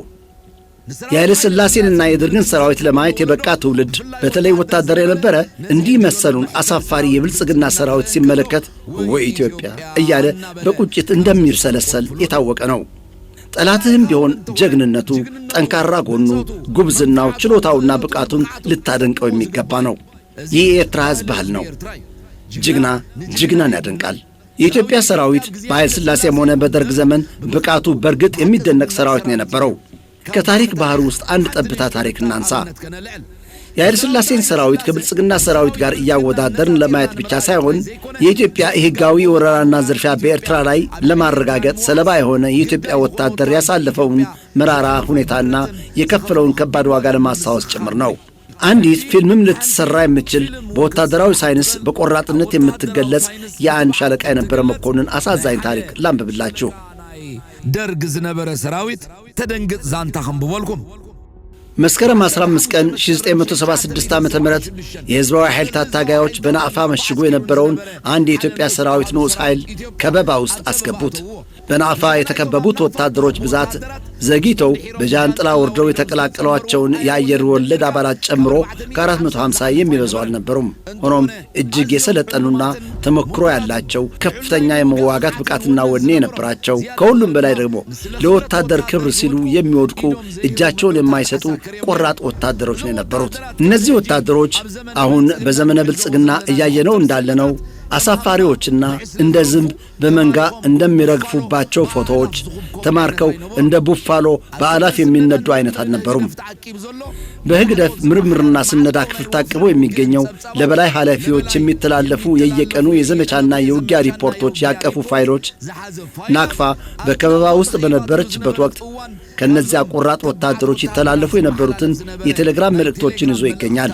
በእነዚሁ የየቀኑ የቴሌግራም መልእክቶች ሰፍረው የሚገኙ መረጃዎች እንደሚያመለክቱት በናቅፋ የነበረው የሁለተኛ ክፍለ ጦር 3ኛ ብርጌድ 15ኛ እግረኛ ሻለቃ በህዝባዊ ኃይልታት ከተከበበች ናቅፋ ነፃ እስከወጣችበት መጋቢት 22 ቀን 1977 ዓ.ም ድረስ በድምሩ 186 ጊዜ የከባድ መሳሪያ ድብደባ እንደተፈጸመበት፣ 28 ጊዜ በታጋዮች ጠንካራ የማጥቃት እርምጃ እንደተወሰደበት፣ በሄሊኮፕተር የታጀቡ የጦር አውሮፕላኖች 27 ጊዜ የድብደባ እገዛ እንዳደረጉለት፣ 125 ጊዜ በጃንጥላዎች ትጥቅና ስንቅ እንደወረደለት፣ ከዚያ ውስጥ 47 ጃንጥላዎች በታጋዮች ቦታና በተወራራሽ ቦታ አርፎ በታጋዮች መወሰዱን፣ አንዴ አንድ ሻምበል ያህል ረዳት የአየር ወለድ ጦር በጃንጥላ ወርዶ እንደተቀላቀለው፣ የተከበበውን ሰራዊት ለመታደግ 2 ትላልቅ የማጠናከሪያና የመታደጊያ ኦፕሬሽኖች ተካሂደው እንዳልተሳኩ ያመለክታል። እነዚህም በናቅፋ ተከበው የነበሩትን ወታደሮች ለመርዳት የኢትዮጵያ ሰራዊት በመሬትና በሰማይ ያካሄደው ሙከራ ቀላል አልነበረም። በታጋዮች እየተገታ ግን ሊያድናቸውና ሊታደጋቸው አልቻለም። የተከበቡት ወታደሮች ጭንቀታቸውን ለመግለጽ ዕለቱ ከግዛ አቆጣጠር ወደ ዓለም አቀፍ አቆጣጠር ተቀይሯል። ጥር 27 ቀን 1977 ዓ.ም ወደ አስመራ የሁለተኛ ክፍለ ጦር እዝ የላኩት አሳዛኝ የቴሌግራም መልእክት እንዲህ ይላል። ይህችን መልእክት ስታነቧት ራሳችሁን በእኛ ቦታ እንድታስቀምጡ አድራ እንላለን። ለአገር ፍቅርና ለወገን ኩራት፣ ለወንድ ልጅ ክብር፣ ለወታደራዊ መሐላና ለተሸከምነው አገራዊ ኃላፊነት ስንል አኝከንና ውጠን በቀጣይ በተቻለን መጠን ስንመክት ቆይተናል። የወንድሞቻችን መሥዋዕትነት እየከፈን እስካሁን ተስፋ ባለመቁረጥ በጀግንነትና ቆራጥነት ተናንቀናል። አሁን ግን ከዚህ በሕይወት እያለን ካጋጠመን ጭንቅ በመነሳት በሞት የተለዩን ወንድሞቻችን ዕድል እያስቀናን ነው የሚል ነበር። ወታደሮቹ የካቲት 15 ቀን 1977 ዓ.ም የሚከተለውን ቴሌግራም በድጋሚ ላኩ። ይህን ጽሑፍ ዳግም ለመላክ ያስገደደን ስቃያችንን ያላወቁ ወገኖቻችን እንዲያውቁልን ብቻ ሳይሆን ሊከተል በሚችለው አሳፋሪ ሁኔታ የታሪክ ተወቃሾች እንዳንሆን በመግለጽ ኃላፊነታችንን ለማውረድ ነው። ያለንበት ሁኔታ ባጭሩ እንደሚከተለው ነው። አንደኛ፣ ያሉን በቡድን የሚተኮሱ መሳሪያዎች ቦምብ ከጨረሱ ረጅም ጊዜ ሆኗቸዋል። ሁለተኛ፣ በየቀኑ የሚሞቱት ጓዶቻችን አስከሬኖቻቸውን ለመቅበር አቅም በማጣታችን መቃብራቸው የውሾችና የአሞራዎች ገበታ ሆኗል። ሦስተኛ፣ የቆሰሉ ጓዶቻችን የሚንከባከባቸው ሰው ካለማግኘታቸው በተጨማሪ መድኃኒት የሚባል ነገር ባለማግኘታቸው በወደቁባቸው ምሽጎች ገምተውና ትል ወሯቸው የሚዘገን ሁኔታ እያየን ነው። አራተኛ፣ የምንመገበው ቀለብ አልፎ አልፎ በጃንጥላ ቢወረወርልንም ለእኛ የሚደርሰን ከ10 5ቱ ብቻ ነው። እንዲያም ሆኖ የወንድሞቻችን ሕይወት በመክፈል ስለምናመጣው አመጋገባችን የቅምሻ ያህል ሆኗል። አንጀታችን በረሃብ ስለት እየተገዘገዘ ነው። ይህን መረጃ ለወታደራዊ መንግሥት፣ ለጦር ኃይሎች፣ ለአንደኛና ሁለተኛ የምድር ጦር ኃይሎች መምሪያዎች፣ ለኤርትራ ክፍለ ሀገር ዋና አስተዳዳሪ በመቶዎች የሚቆጠሩ ቴሌግራሞች በማስተላለፍ አሳውቀናቸዋል። ከጥቂት መሥሪያ ቤቶች የተሰጠን መልስ የቃል ተስፋ ብቻ ነው። በግምታችን ከፍተኛ አዛዦቻችን እኛ እዚህ እንድንደመሰስ ተስፋ የቆረጡብን ነው የሚመስሉት። መንግሥት ረዳት በመላክ ሊታደገን ካልቻለ እንግዳውስ ከዚህ በመቀጠል በምናቀርበው ሐሳብ ላይ ያለውን ቁርጠኛ ውሳኔ በአስቸኳይ እንዲያስታውቀን እንጠይቃለን። አንደኛ፣ በኢትዮጵያ ሕዝብ ገንዘብ ተገዝተው የተሰጡን ተተኳሽ አጥተው የተቀመጡ በርካታ ዘመናዊ የቡድን ከባድ መሣሪያዎችና ተሽከርካሪዎች ከጠላት እጅ ወድቀው የገዛቸውን ሕዝብ ከሚጎዱ ይልቅ ራሳችን እንድናወድማቸው። ሁለተኛ፣ ቆስለው በበሽታ በረሃብና በውሃ ጥም በመሰቃየት ላይ የሚገኙት ወንድሞቻችን በያዙት ጠመንጃ የመጨረሻ ዕረፍት ሰጥተን በመገላገል የእኛም የሕይወታችን ፍጻሜ እንዲሆን ውሳኔያችሁን በፍጥነት እንድታስታውቁን በአክብሮት እናመለክታለን የሚል ነበር። እነዚህ እጃቸውን ላለመስጠት ከእንዲህ አይነቱ ውሳኔ ላይ የደረሱት ቆራጥ የደርግ ወታደሮች መጨረሻ ላይ ደብዛቸው ጠፋ። ናቅፋ በሕዝባዊ ኃይላት ቁጥጥር ስር በገባችበት ቀን ማለት መጋቢት 22 ቀን 1977 ዓ.ም ከአስመራ የሁለተኛ ክፍለ ጦር መምሪያ ወደ አዲስ አበባ ከፍተኛ የኢትዮጵያ ሰራዊት መምሪያ የተላከ የቴሌግራም መልእክት ደግሞ እንዲህ ይላል።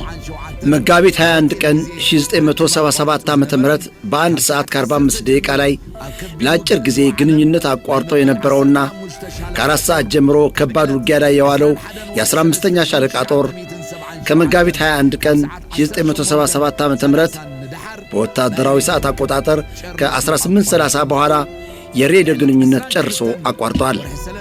መጋቢት 3 ቀን 1977 ዓ.ም ከቀትር በፊትና በኋላ በሲሲና ቁጥር 25 በመብረር የጦሩን ሁኔታ ለመከታተል ተሞክሮ ደብዛ ሳይገኝ ቀርቷል።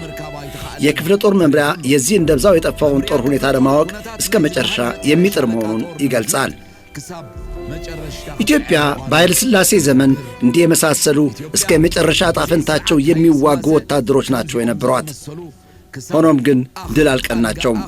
ምክንያቱም የዘመቱበት ዓላማ ወረራና ዘርፊያ፣ የራስ ያልሆነውን መቀማት በመሆኑ የገጠማቸው የኤርትራ ሕዝብ ትግል ፍትሐዊና ትክክለኛ ስለነበረ ደማቸው ደመ ከልብ ሆኖ ጀግንነታቸው ፋይዳ አላስገኘም። ደሞም ደመ ከልብ ኾይኑ ጅግንነቶም አይፈየደን ኢሉ ይዛነት ጽሑፍ ብሓድነት ብሕውነት ናይ ሕዝቢ ጽምደው ውሑስ ደባት ናይ ሓባሪው ናይ ሓባር ጉህደው ሓያል ቃልሲ ዘጽሑ ስልቲ ናብ ልምዓትዩ ሒዙ ዘዛቲ ናብ ልምዓትዩ ሒዙ ዘዛቲ ጽምደ ሰላም ፍቕሪ ዘንግስ ሓቢሩ ቅድሚ ዝግስግስ ድባትየው ሕዝስ ነዃል ይኣስር ብሓድነት ሰላም ይነብር ምስ ከምዚኦም ዝቃለስ ዝነበረ ውድብ ሎሚ እዚ ጨቅላ የብልጽግና ፓርቲን ጥያቄ ተግባራዊ ያደርጋል ብሎ ማሰብ ከእነሱ ጋር ስትዋጋ ኑረህ ከጨቅላው የብልጽግና ፓርቲና ከምርኮኛ ብርሃኑ ጁላ የሚመራው ምርኮኛ ሰራዊት ጋር ለመፋለም ማሰብ ከደኖች ጋር እንዳልነበርን ከቁጥቋጦ ጋር ቀረና አይደል የሚያስብል አይደለምን? በኃይለ ሥላሴ ሥርዓት ዘመን የኢትዮጵያ ሰራዊት በአይነቱ ምርጥ የነበረ ይሁን እንጂ ብዛቱ ጥቂት ነው የነበረው። አንዳንድ ሪፖርቶች እንደሚያመለክቱት ከ40 ሺህ የሚበዛ አልነበረም። የደርግ ሥርዓት ወደ ሥልጣን በመጣ ጊዜ ግን ከ300 ሺህ በላይ ወታደሮችን በማሰልጠን ብቃትና ተሞክሮ ያላቸው የኃይለ ሥላሴ ሥርዓት መኮንኖች የነበሩ አዛዦች የሚመራ በጥቁር አፍሪካ ግዙፍ ኃይለኛ ሰራዊት ለመገንባት ቻለ። በ1978 ዓመተ ምህረት አጋማሽ ላይ ደርግ ይህን ሰራዊት ይዞ የኤርትራ ሕዝብን ትግል ለአንዴና ለመጨረሻ ጊዜ ለመደምሰስ ተማምኖ የዘመተበት 80 ዘመናዊ የጦር አውሮፕላኖችን የታጠቀ እጅግ ብቃትና ተሞክሮ ያላቸው አብራሪዎች የነበሩት የአየር ኃይል፣ 50 ያህል የጦር መርከቦች የነበሩት በአንጻራዊነት በአካባቢያችን ግዙፍ የባህር ኃይል፣ ከ600 በላይ ታንኮች፣ 700 ያህል መድፎች፣ ከ300 በላይ ብረት ለበስ ተሽከርካሪዎችን የታጠቁ ሜካናይዝድ ክፍለ ጦሮች፣ በሺዎች የሚቆጠሩ ወታደራዊ መኪኖች፣ በ10 ሺዎች የሚቆጠሩ ሞርታሮችና መካከለኛ የጦር መሳሪያዎች፣ ስፍር ቁጥር የሌላቸው ተተኳሾች ጭምር ሸክፎ ነው የተነሳው። ከዚህ ከተጠቀሰው ትጥቅና አላፍ ሰራዊት በተጨማሪ የደርግ ሥርዓት የኢትዮጵያን ሰራዊት የሚያሰለጥኑና የሚያማክሩ በመቶዎች የሚቆጠሩ የሶቪየት ኅብረት፣ የኪዩባ፣ የምስራቅ ጀርመንና የየመን መኮንኖችንም ከጎኑ አሰልፎ ነበር። ያኔ የሕዝባዊ ግንባር ታጋዮች ብዛት ከ15 ሺህ የሚያልፍ አልነበረም። በትጥቅም ደግሞ በፍጹም የሚወዳደር አልነበረም። ባጭሩ ፍልሚያው የዞንና የጉንዳን የነበረው። ሆኖም ግን በተራዘመ ጦርነት ሕዝባዊ ዓላማን ይዞ ከብረታ ብረቶች ጋር ተላትሞ ሰው ከብረት እንደሚጠነክር ያስመሰከረው ኤርትራዊ ታጋይ ድል አደረገ። ተአምራቱን ደግሞ ጉንዳን ከዝሆን ጋር የነበረውን ፍልሚያ ዝሆኑ ጉንዳን ሲሆን ታይቶ ጉንዳኑ ወደ ዝሆን የተቀየረበት ምድራዊ ክስተት ተብሎ ተሰንዶ ይገኛል። የኢትዮጵያን በኤርትራ ላይ ወረራ ለማጽናት ለረጅም ጊዜ የተዋደቀው ግዙፍ የኢትዮጵያ የምድር ኃይል፣ የባህር ኃይልና የአየር ኃይል ሰራዊት ተሸነፈ። ይዟቸው የዘመተ የጦር መሳሪያዎች በሙሉ የኤርትራ ሕዝብ ንብረት ሆኑ። ከዚህ መራራ ጦርነት የብስል ጥሬ ሆኖ በመውጣት የተማረከ ከ100 ሺህ በላይ የኢትዮጵያ ሰራዊት ደግሞ መጨረሻ ላይ በኤርትራ ሕዝብ ምሕረት ተደርጎለት ወደ አገሩ ተሸኘ። የኤርትራ ምድር የዋጣቸው የኢትዮጵያ ወታደሮች እዞች፣ ግብረ ኃይሎችና ክፍለ ጦሮች ማለቂያ ያላቸውም። የኃይለ ሥላሴ ሁለተኛ ክፍለ ጦር ኤርትራውያንን ያካተተ በእስራኤላውያን የሰለጠነ ልዩ የጸረ ደፈጣ ውጊያ ሥልጠና የወሰደ የኮማንዲስ ኃይል፣ ቃኘው ሰራዊት፣ ኢመደበኛ ሰራዊት፣ ራዛ ፕሮጀክት፣ በእስራኤላውያን የሰለጠነ ልዩ ኃይል፣ የወዶ ዘማች ነበልባል ክፍለ ጦሮች፣ የ503ኛ፣ 505ኛ፣ 506ኛ ህናለ፣ 508ኛና 80ኛ ግብረ ኃይሎች፣ ውቃው እዝ፣ ናደው እዝ፣ መክት እዝ፣ መንጥር እዝ፣ የ17ኛ፣ የ18ኛ፣ 19ኛና 21ኛ ተራራው ክፍለ ጦሮች፣ 3ኛው አንበሳ፣ 6ኛው ወልወል፣ ዘርአይ ደረስ ሜካናይዝድ ብርጌድ፣ ሰንጥቅ ሜካናይዝድ ብርጌድ፣ የ10ኛ፣ የ11ኛ፣ የ12ኛ፣ የ14ኛ፣ የ15ኛ፣ የ16ኛ፣ የ23ኛ፣ የ24ኛ ክፍለ ጦሮች፣ 102ኛ የአየር ወለድ ክፍለ ጦር፣ 603ኛ፣ 604ኛ፣ 606ኛ ኮሮች፣ በሰሜን ኮሪያውያን የሰለጠኑ የሳተናው ልዩ ኃይል፣ የስፓርታኪያድ ክፍለ ጦር፣ ስፍር ቁጥር የሌላቸው ሚሊሻዎች፣ ብሔራዊ ጦር በ7 ስኳድሮኖች ያካተተ ዓለም አቀፍ ደረጃ ሥልጠናን የወሰደ ሰሜናዊና ደቡባዊ የባሕር ኃይል እዝ፣ እጅግ ሙያተኞች የሆኑ አብራሪዎችን ያቀፈ የአየር ኃይል፣ ዝርዝሩ ማለቂያ የለውም። የቀድሞው የደርግ ባለሥልጣን ሻለቃ ዳዊት ወልደ ጊዮርጊስ ክህደት በደም መሬት በተሰኘ መጽሐፋቸው የደርግ ሥርዓት የኢትዮጵያን አንድነት ለማስጠበቅ ወዶ ዘማች ሚሊሻና ሌሎችን ጨምሮ እስከ 1 ሚሊዮን ሰራዊት ለማስታጠቅ ችለው እንደነበረ፣ በአብዛኛው ከዚህ ሰራዊት ውስጥ በኤርትራ ምድር ተውጦ እንደቀረ፣ ኤርትራ ውስጥ የጠፋው የኢትዮጵያ ሰራዊት ለቁጥር የሚያዳግት እጅግ ብዙ መሆኑን ከገለጹ በኋላ እንዲህ ይላሉ። ኢትዮጵያ ክትቆጥሮ ዘጸግም እምብዛ ብዙሕ ምዃኑ ድሕር ምግላጽ ከምዚ ይብል ጦርነቱ ከተከሰተበት ጊዜ ጀምሮ 30 ዓመት የሚባለው 30 ዓመት ሙሉ የኢትዮጵያ ወታደር ያለቀውን ሁሉ መስክሬያለሁ፣ አይቻለሁ፣ ተመልክቻለሁ። ኤርትራ ከኢትዮጵያ ጋር ከተቀላቀለች በኋላ የኤርትራ ምድር የዋጠው የኢትዮጵያ ሰራዊት እልፍ አላፍ እንደሆነ፣ በመቶ ሺዎች የሚቆጠሩ ኢትዮጵያውያን ወጣቶች በሰሜን ስለ ሰሜን ተሰውተዋል። በበርካታ የሀገራችን አካባቢዎች ብዙ ውጊያዎች ተካሂደዋልና ከማንኛውም ጦርነት በላይ ከፍተኛ መስዋዕትነት የተከፈለበት በሰሜን የባህር ድንበርን ለማስከበር የተካሄደው ትግል ነው በማለት አክለዋል። ሻለቃ ዳዊት ኤርትራ ከኢትዮጵያ ጋር ከመቀላቀሏ በኋላ ያሉት ኢትዮጵያ በፌዴሬሽን ሽፋን ወደ ኤርትራ ገብታ ዓለም አቀፍ ሕግን በመደፍጠጥ በኤርትራ ላይ ወረራ ከፈጸመች በኋላ ማለታቸው ነው። እንደዚያ ለማለት ባይፈልጉም ማለት ነው። በቀጻሊ ኣብ ሶራና ዝነበረ ዕውት ማሊ ንቑሕ ዜጋ ኣውራጅ ኣይበሊ ሚሩ ዓሌት ሃይማኖት ንፍቕሪ ንሰላም ዕቤት መትከል ጽውሎ ንጹር መርገጺ ሓደራ እዩ ዘይቅየር ድምፂ ንጹሕ ዜጋ ተመሳሳሊ ሓያል ህዝቢ ዓለይ በዓሊ።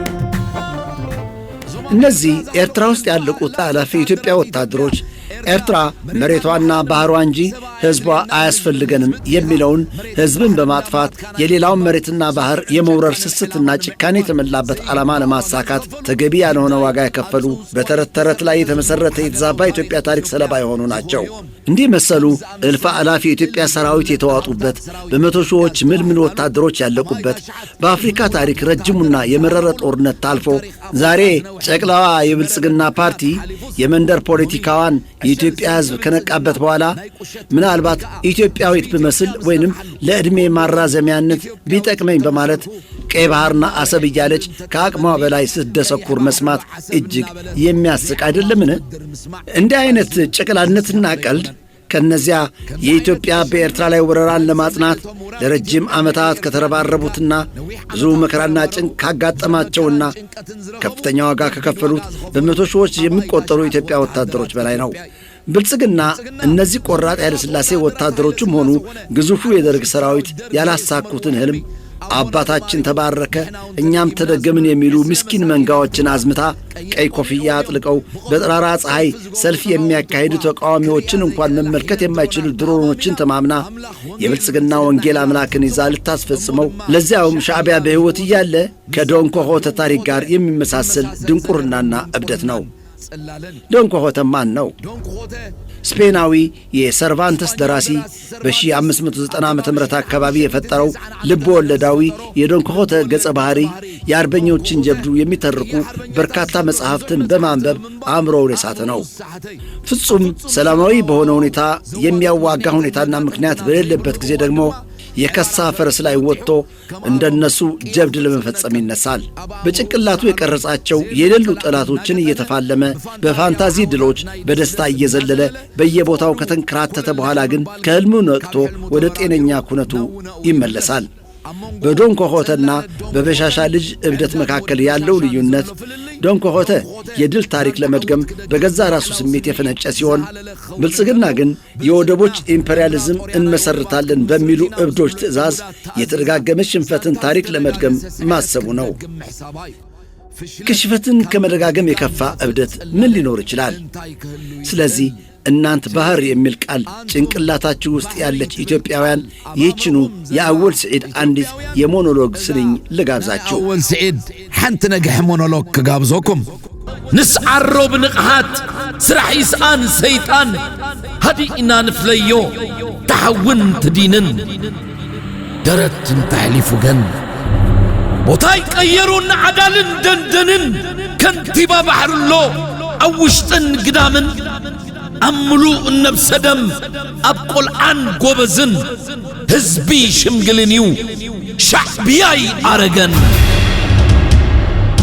كتنخي أغن ولا قانين جاويت كمزخون بتكباري منسي بمعفار بايبانن ندحرد እስኪ ወደ ኋላ መለስ ብዬ አንድ ሐቀኛ ፍጻሜ ልድገማችሁ። የደርግ ሥርዓት ከዳር 18 ቀን እስከ ታኅሳስ 2 ቀን 1978 ዓ.ም ሁለተኛ ወረራ ያካሄድ በነበረበት ጊዜ ሦስት ግንባሮች ማለት ምስራቃዊ ግንባር ዶጎሊና አካባቢው፣ ምዕራባዊ ግንባር እንገርና አካባቢ፣ ሰሜናዊ ግንባር ድርፎ አካባቢ ጀምሮ በሰሜናዊ አስመራ ተጠምዞ ወደ ምዕራብ እስከ አዲ ያዕቆብ ይዘረጋል። የደርግ ሥርዓት ከአንደኛ እስከ 8ኛ ወረራ ሲያካሄድ ሕዝባዊ ግንባርን ለአንዴና ለመጨረሻ ጊዜ ለመደምሰስ መሆኑ የሚጠፋው ሰው ያለ አይመስለኝም። ሆኖም መንግስቱ ኃይለ ማርያም እነዚህን ወረራዎች ከማን ጋር በመሆን ነው ያካሄዳቸው የነበረው ብለን ከጠየቅን በመጀመሪያ የምትጠቀሰው ሶቪየት ኅብረት ስትሆን እሷኑ ተከትለው የሚጠቀሱት በርካታ ቢሆኑም እንኳ ከነሱ አንዳንዶቹ ቀደም ሲል ጠቅሰነው እንደነበር ኪዩባ፣ ደቡብ የመን፣ ምስራቅ ጀርመን፣ በአጠቃላይ የሶሻሊስት አይዲዮሎጂ የሚከተሉ አገሮች በቀጥታና በተዘዋዋሪ በዚሁ ይካሄድ በነበረው የጦርነት አውድማ እየገቡ ከህዝባዊ ግንባርና ከኤርትራ ህዝብ በተቃራኒ ተዋግተዋል። ስለዚህ ህዝባዊ ግንባር ከደርግ ሥርዓት ጋር ብቻ ሳይሆን ይዋጋ የነበረው የዓለማችን ኃያላን ከሚባሉት አገሮች ጋር ተፋልሞ ነው ከእሾህ መሃል እንደ ወጣች አበባ ብቅ ብሎ የተከሰተው። እንግዳውስ ያ ከደኖች ጋር እንዳልነበርን ከቁጥቋጦ ጋር ቀረን የሚለው የቀደምት አባቶቻችን ሐረግ አሁን ካለንበት መድረክ ጋር አያይዘን ስንገልጸው ከ50 ዓመታት በፊት ጀምሮ ከስንት ትምክህተኞችና ኃያላን ጋር ይችኑ የተፈጥሮ ፀሐይ እንኳን ራሳቸው የሚያጠፏትና የሚያበሯት የሚመስላቸው የዓለማችን ትምክህተኛ ፖለቲከኞች ጋር ተወዳድሮ መምህር ሆኖ የዘለቀው የሻዕቢያ አመራር አሁን ከፖለቲካ ተለማማጆች ጋር የሐሰት ፕሮፓጋንዳ ከሚነዙ በኢትዮጵያ ህዝብ ሕይወት የሚቋመሩ በሚያብለጨልጩ ነገሮች ህዝባቸውን የሚያደናግሩ ተዋንያን እንዳይባሉ አንድ ወጥ ገጸ ባህሪ የማይከተሉ ከቀደምት አያቶቻቸው የማይማሩ ትናንት የቀድሞ ኢትዮጵያ ጠቅላይ ሚኒስትር የነበሩት መለስ ዜናዊ በቆራጥነት የጀመሩትን የአባይ ግድብ ግንባታ ሐቀኛውን ታሪክ ቀብረው ራሳቸው ጀምረው ራሳቸው እንዳስጨርሱት አስመስለው የሚፎክሩ ነውረኞች የፖለቲካ ጀማሪዎች ኢትዮጵያን አዋርደው መላውን ምስራቅ አፍሪካ በመጥፎ ገጽታ የሚያጠለሹ የብልጽግና መሪዎች ዛሬ ከነዚያ እንደ ወርቅ በእሳት ተፈትነው የዓለም ታላላቅ ፖለቲከኞችን ያታከቱ ጦርነት ወደ ዓላማ የሚያደርስ መንገድ እንጂ ጦርነት በራሱ ዓላማ እንዳልሆነ የሚያምኑ የሻዕቢያ አመራር ጋር እኩል ሆነው ሲቀመጡ ስታይና አፋቸውን ሞልተው ሲደሰኩሩ ስትሰማ አጃኢብ ብቻ ተብሎ የሚታለፍ አይደለምን? ነገሮቹ አንድ ቂል ጎረምሳ እንዳለው ሆነና ጅብን መታሁት ብሎ ይፎክርና አንዱ ልባም ጠያቂ ከምኑ ላይ ብሎ ይጠይቀዋል። ቂሉ ጎረምሳ ደግሞ አፉ ላይ በማለት ይመልስለታል። ልባሙ ሰውዬም ይባስ አሰፋለት አለው ይባላል። ራሳችሁ ተንትኑት። የሚገርም ነው። ከቀደምት አያቶቻቸው የማይማሩ ከሆኑ በምንድነው ሊገባቸው የሚፈልጉት? ይህችው የብልጭልጭ የብልጽግና ፓርቲ መቼ እንደምትወልደው ያላወቀችው እርግዝና ይዛ በመራወጥ ላይ እንዳለችው ጦርነት በጥንቆላ ሆነና ጠጠር እየጣለች በየቀኑ ሆዴን ተነፋሁ እያለች ባለችበት ወቅት እርግዝናዋ በፋኖና በኦላ ሆዷ ውስጥ እየፈነዳ መሆኑን የገባት ይመስላችኋልን? ይህን የማታውቅ ፓርቲ ከሻዕቢያ ጋር ለመላከፍ መሞከሯ ከደኖች ጋር እንዳልነበርን ከቆጥቋጦ ጋር ቀረን አያስብልምን? ብሓድነት ብሕውነት ናይ ህዝቢ ጽምደው ውሑስ ደባት ናይ ሓባሪው ናይ ሓባር ጉህደው ሓያል ቃልሲ ዘጽሑ ስልቲ ናብ ልምዓትዩ ሒዙ ዘዛቲ ናብ ልምዓትዩ ሒዙ ዘዛቲ ጽምደ ሰላም ፍቕሪ ዘንግስ ሓቢሩ ቅድሚ ዝግስግስ ንባቴው ሕዝስ ነዃል ይኣስር ብሓድነት ሰላም ይነብር። ጀምረነው ወደ ነበርነው የሁለተኛ ወረራ ታሪክ ልመልሳችሁ። አስመራ ውስጥ መሽጎ የነበረው በጀነራል መርዕድ ንጉሴ የሚታዘዝ የ506ኛ ግብረ ኃይል ከሁለት ንዑሳን ግብረ ኃይሎች ተከፍሎ ንዑስ ግብረ ኃይል 506 በኮሎኔል ሁሴን አህመድ እንዲሁም ንዑስ ግብረ ኃይል በኮሎኔል ተስፋዬ ሀብተ ማርያም እየተመሩ ህዳር 21 ቀን 1978 ዓ.ም በአዲ ዓቆብ ጦርነት ከተጀመረ በኋላ የኤርትራ ህዝባዊ ሰራዊት ኃይሎች ከፍተኛ የመከላከል እርምጃ ከወሰዱ በኋላ እየተዋጉ ወደ ኢላበርዕድ አፈገፈጉ። ጠላት በታንኮችና በጦር አውሮፕላኖች ተደግፈው ወደ ኢላበርዕድ ይገሰግሳል። ያ በነበረው የሰው ኃይልና የጦር መሳሪያ የደርግ ሰራዊትን ሲመክት የነበረው የህዝባዊ ግንባር ታጋይ 8ኛ 51ኛና 56ኛ ብርጌዶች እንዲሁም አንዲት የ76.3 ከባድ መሳሪያ ሻለቃ ሁለቱን ግብረ ኃይሎች መክቶ ያዛቸው። በዚያን ጊዜ የማነባሪያ የተባለ የአርፒጂ ተኳሽ የነበረና ከፋሉል ጋር የገባ 3 የአርፒጂ ቦምቦች ቀርተውት ነበርና ጉልበቱን በማጠፍ የጠላት ሰራዊትን መርታ እየተኮሰች ወደ እነሱ አቅጣጫ ተገሰግስ የነበረችውን የጠላት ታንክ ጆሮ ግንዷን ከቦደሳት በኋላ ጋየች። ከምሽጋቸው ላይ ሆነው በመከላከል ላይ የነበሩት የህዝባዊ ሰራዊት ኃይሎች የታንኳን መጋየት ከተመለከቱ በኋላ ልክ በእግር ኳስ ሜዳ ውስጥ እንዳሉ ሰዎች ከምሽጎቻቸው በመውጣት በህብረት ጮክ ብለው ደስታቸውን ገለጹ። ቀጥሎም የማነ ባሪያ ሁለተኛ ቦምብ አቀባብሎ ከኋላዋ በመቃጠል ላይ የነበረችውን ታንክ ትቶ ሶስተኛዋን ታንክ ደረገመባት። እሷም እንደህቷ ተንቀለቀለች። በዚህም የህዝባዊ ሰራዊት ሞራል ጣሪያ ነካ። ጠላት ባጋጠመው ሁኔታ በመረበሹ ወደ ኋላ መሸሽ ይጀምራል። የህዝባዊ ሰራዊት ኃይሎች በቶሮንኮ በኩል አልፈው ጠላትን ጠባብ ቦታ ላይ ለማጥቃት ተሯሯጡ።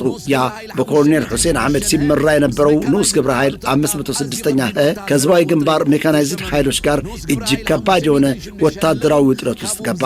ንዑስ ግብረ ኃይል 506 ደግሞ ከሱ ባልተናነሰ ሁኔታ በፍርሃት ተዋጠ። ጦርነቱ እስከ ህዳር 24ና 25 ቀን 1978 ዓ.ም ቀጠለ። በዚህ ጊዜ እንግዳውስ በምስራቃዊ ግንባር በኩል ማለት ደጎሊ ላይ አዲስ ክስተት ተፈጠረ። የደርግ ስርዓት 505ኛ ግብረ ኃይልን በምጽዋ ከተማ ዳግመ አደረጃጀት ካደረገለት በኋላ ከሁለት ግብረ ኃይሎች ከፍሎ ህዳር 18 ቀን 1978 ዓ.ም ለወረራ አሰማራው። 505ኛ ግብረ ኃይል የአስመራ ምጽዋን መስመር ለማጥቃት ሲንቀሳቀስ 505ኛ ግብረ ኃይል ደግሞ ከምጽዋ ወደ ሰሜን አቅጣጫ በመንቀሳቀስ በእንበረሚና ወቂሮ በኩል የህዝባዊ ሰራዊት ቋሚ ምሽጎችን በስተግራ በመተው ወደ ሽዕብ ሜዳማ አካባቢ አመራ። የ505ኛ ግብረ ኃይል ግንባር እጅግ ስለተለጠጠ ጠላት በጥሶ ማለፍ ጀመረ። በዚህም ጠላት ወደ ህዝባዊ ግንባር ደጀን ለመግባት ተሯሯጠ። ይህ ክስተት ከታየ በኋላ በኢላበርዕድ የነበረው ወታደራዊ ሁኔታ መቀየሩ የግድ ነበር። ጠላት ወደ ማዕሚድ እንዳይገባ እነዚያ በኢላበርዕድና በአካባቢው ሲዋጉ የነበሩት የህዝባዊ ሰራዊት ኃይሎች ጠላትን ለመቅደም ወደ ማዕሚደ ተሯሯጡ። በአውርደት በኩል ደግሞ በኮሎኔል አስራት ብሩ ይታዘዝ የነበረው 508ኛ ግብረ ኃይል እንዲሁም በብርጋዴር ጀነራል ይልማ ግዛው ይታዘዝ የነበረው አንበሳ የሚል ስያሜ የነበረው 3ኛ ክፍለ ጦር የከረን ከተማን ለመቆጣጠር ምረሻቸውን ቀጠሉ። የደርግ የጦር አውሮፕላኖች በተደጋጋሚ ድብደባ እያካሄዱ ሰማይ ምድሩን ባቧራ ሸፈኑት። የደርግ ስርዓት ወታደሮች የሰው ስጋ እንደለመደ ጅብ እያነፈነፉ ወደ ከረን ከተማ ለመግባት ተቃረቡ። ሕፃናትና እናቶች የሚገኙባቸው ሰላማዊ ሰዎች ከከረን ከተማና ከአካባቢው እየተንገላቱ አብዮታቸው ውስጥ ለመጠለል ወደ ሰሜን አቅጣጫ መሸሽ ይጀምራሉ። የህዝባዊ ሰራዊት ኃይሎች ደግሞ ያን በጦር አውሮፕላኖች እየታጀበ ገሰግስ የነበረውን የጠላት ኃይል ለመግታት ኃይለኛ ትግል ውስጥ ተጠመዱ። የህዝባዊ ሰራዊት ኃይሎች ባጋጠመው ሁኔታ ፊታቸው ጥቀርሻ መስሎ ጥርሳቸውን እያፋጩ ወደ ገንፈሎም አካባቢ አፈገፈጉ። ስትራቴጂያዊ ማፈግፈግ የግድ እየሆነ መጣ።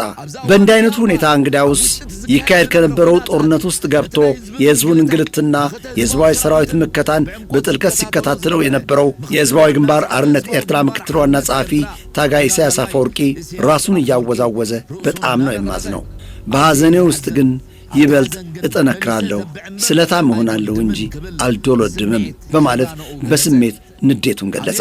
አሜሪካዊ ጋዜጠኛ ዳን ኮኔል ደግሞ የታጋይ ኢሳያስ አፈወርቂን እያንዳንዷን ቃል እየመዘገበ ያስቀምጠው ነበር። በመቀጠልም ታጋይ ኢሳያስ አፈወርቂ ይበልጥ በተፈተንኩ ቁጥር ይበልጥ ነው የምጠነክረው በማለት በጥልቅ ስሜት ተናገረ። እሬት ውስጥ ማር እንዳለ የማያውቅ ቢሆን ኖሮ የህዝባዊ ግንባር አመራር ማፈግፈግ ስልታዊ እንጂ ስትራቴጂያዊ አይደለም ብሎ በይፋ ባላወጀ ነበር።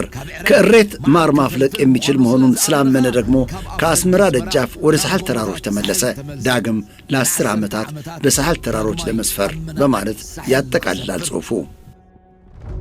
እንዲህ አይነት እምነትና መርህ የነበራቸው የህዝባዊ ግንባር ታጋዮች ዛሬ ጨቅላ የብልጽግና መሪዎች አፋቸውን ሞልተው ስለ ሻዕቢያ ሲናገሩ ስንሰማ ደጋግፈው እስክስታ ቢያስወርዷት ያለች ይመስላታል አያስብልምን? ዛሬም ለእኔም ፋታ እንዲሆነኝ አንዲት በኤርትራ ነጻነት ላይ የእስራኤልን ፖሊሲ የምታሳይ የድሮ ዶኩሜንታሪ ፊልም እንደወረደች ልጋብዛችሁ። የዚህ ሥራ ይዘቱ ሳይሆን መንፈሱን ማወቅ ግድ ይለናልና። But the Israelis are not just helping out a natural ally against a common Arab enemy. At stake for them is the Red Sea coast. If Eritrea becomes independent, Ethiopia will lose control of its ports, Assab and Massawa. እስራኤል ኢትዮጵያን ስትደግፍ ኢትዮጵያ ሸሪካቸውና ጸረ ጠላቶቿ የሆኑ አረቦች ስለሆነች ብቻ አይደለም፣ ሌላ ምክንያትም ነበር። የቀይ ባህር ጉዳይ ኤርትራ ነጻ ሀገር ከሆነች ኢትዮጵያ ትጠቀምባቸው ጀምራ የነበሩትን የአሰብና የምጽዋ ወደቦች ታጣቸዋለች። ኤርትራውያን ከፊል እስላም ከፊል ደግሞ ክርስቲያን ናቸው። የእስራኤል ፍራቻ ደግሞ ነጻ ኤርትራ በእስላሞች ወይም በአረቦች ደጓሚዎች እንዳትለቀለቅና እንዳትገዛ ነው። እንዲህ ካጋጠመ በእስራኤል አይን የቀይ ባህር ዳርቻዎች በሙሉ በአረቦች ቁጥጥር ስር ነው የሚገቡት። የእስራኤል ወደ ምስራቃዊ ባህር የሚወስድ ብቸኛ መውጫ የአይላት መንገድ ደግሞ ሊዘጋ ይችላል ማለት ነው። ይህ የባህር ዳርቻ በማንኛውም መንገድ በአረቦች ቁጥጥር ስር ከገባ በጣም ልናዝን እንችላለን። እንዲህ ሊያጋጥም የሚችልበት አንደኛው ምክንያት ደግሞ ኤርትራ ነጻ አገር ከሆነች ነው። የኤርትራን ትግል በማገዝ ላይ ያሉት የአረብ አገሮች ኤርትራ ነጻ አገር ከሆነች ወደ አገሪቱ ሄደው ለሚያደርጉላት ድጋፍ ፖለቲካዊ ክፍያ ይጠይቃሉ። ይኸው እነሱ የሚታገሉለት የኢትዮጵያ አካል ነጻ ሆኖ የእስልምናና የአረብ አካል ይሆናል ማለት ነው። ኤርትራ ከኢትዮጵያ ነጻ እንዳትወጣ እስራኤል መንግስቱ ኃይለማርያምን ማገዝ ነበረባት። መንግስቱ በጭካኔያቸው ከሚታወቁ የአፍሪካ ሀገራት መሪዎች ሲሆን በአሁኑ ጊዜ ደግሞ በጣም ከሚጠሉት ውስጥ አንዱ ነው። እስራኤላውያን በኢትዮጵያ ያደረጉትን ነገር የምገልጸው ከሆነ ቀላሉ መገለጫ አጉራ ዘለልነት ነው ሊባል ነው የሚቻለው። ለሙከራ ያደረጉት ነገር ነው ልለው ደፍራለሁ። የእስራኤል መንግስት በኢትዮጵያ በፈጸመው አጉራ ዘለልነት ከፍተኛ ውድመት ደርሷል።